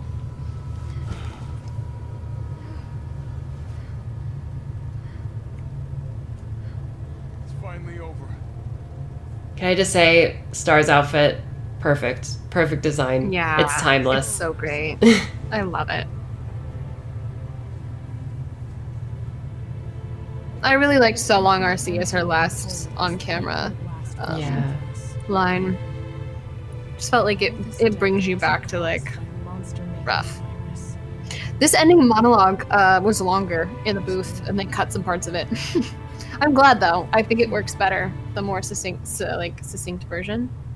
What were you saying? Like what was It just was like more exposition about bad guys being bad guys. Gotcha. Yeah. We did it. Oh my god, I can't believe it.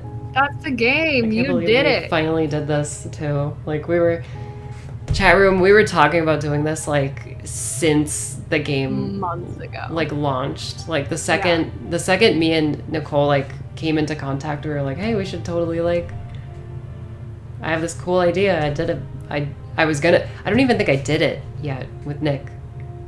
Apostolitas. No, you So- hadn't done it yet. Yeah.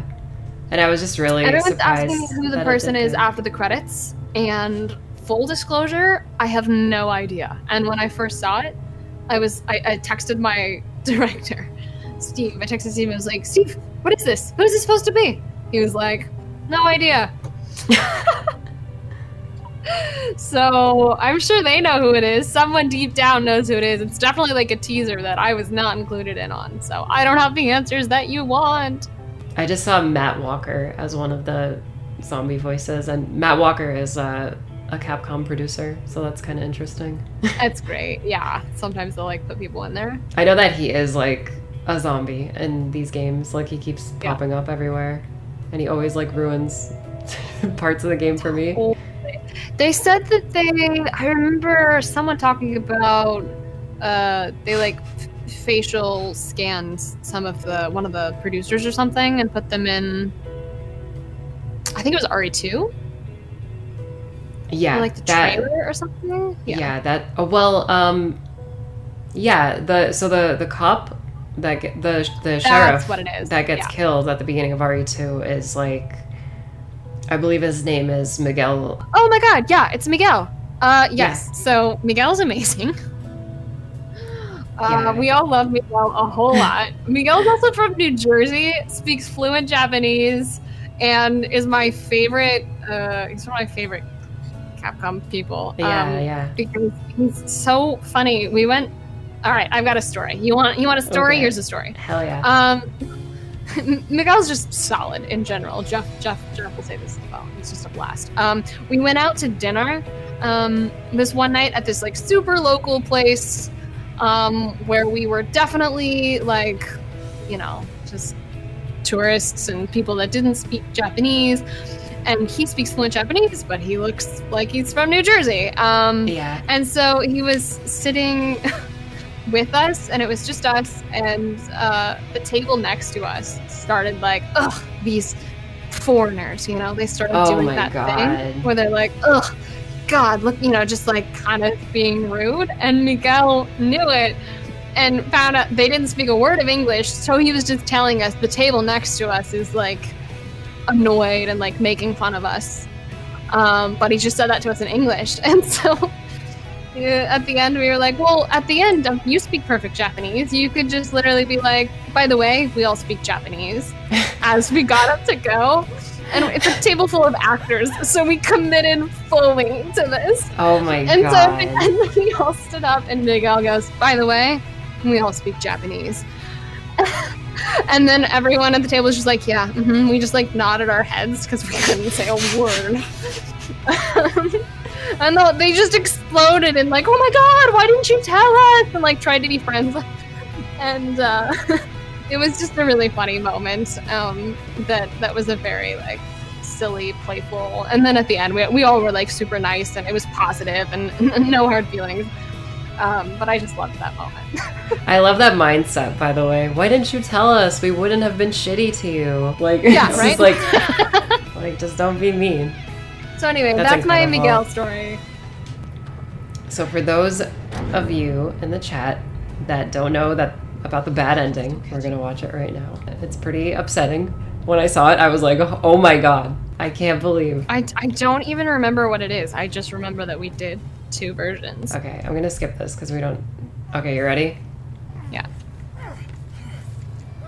So this is just if you completely miss, right?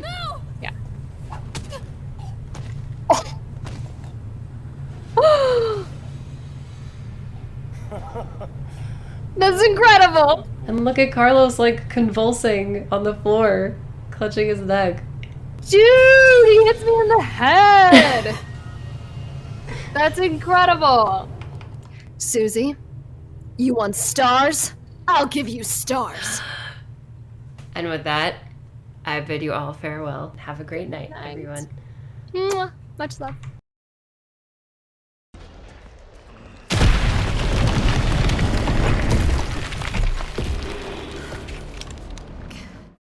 God.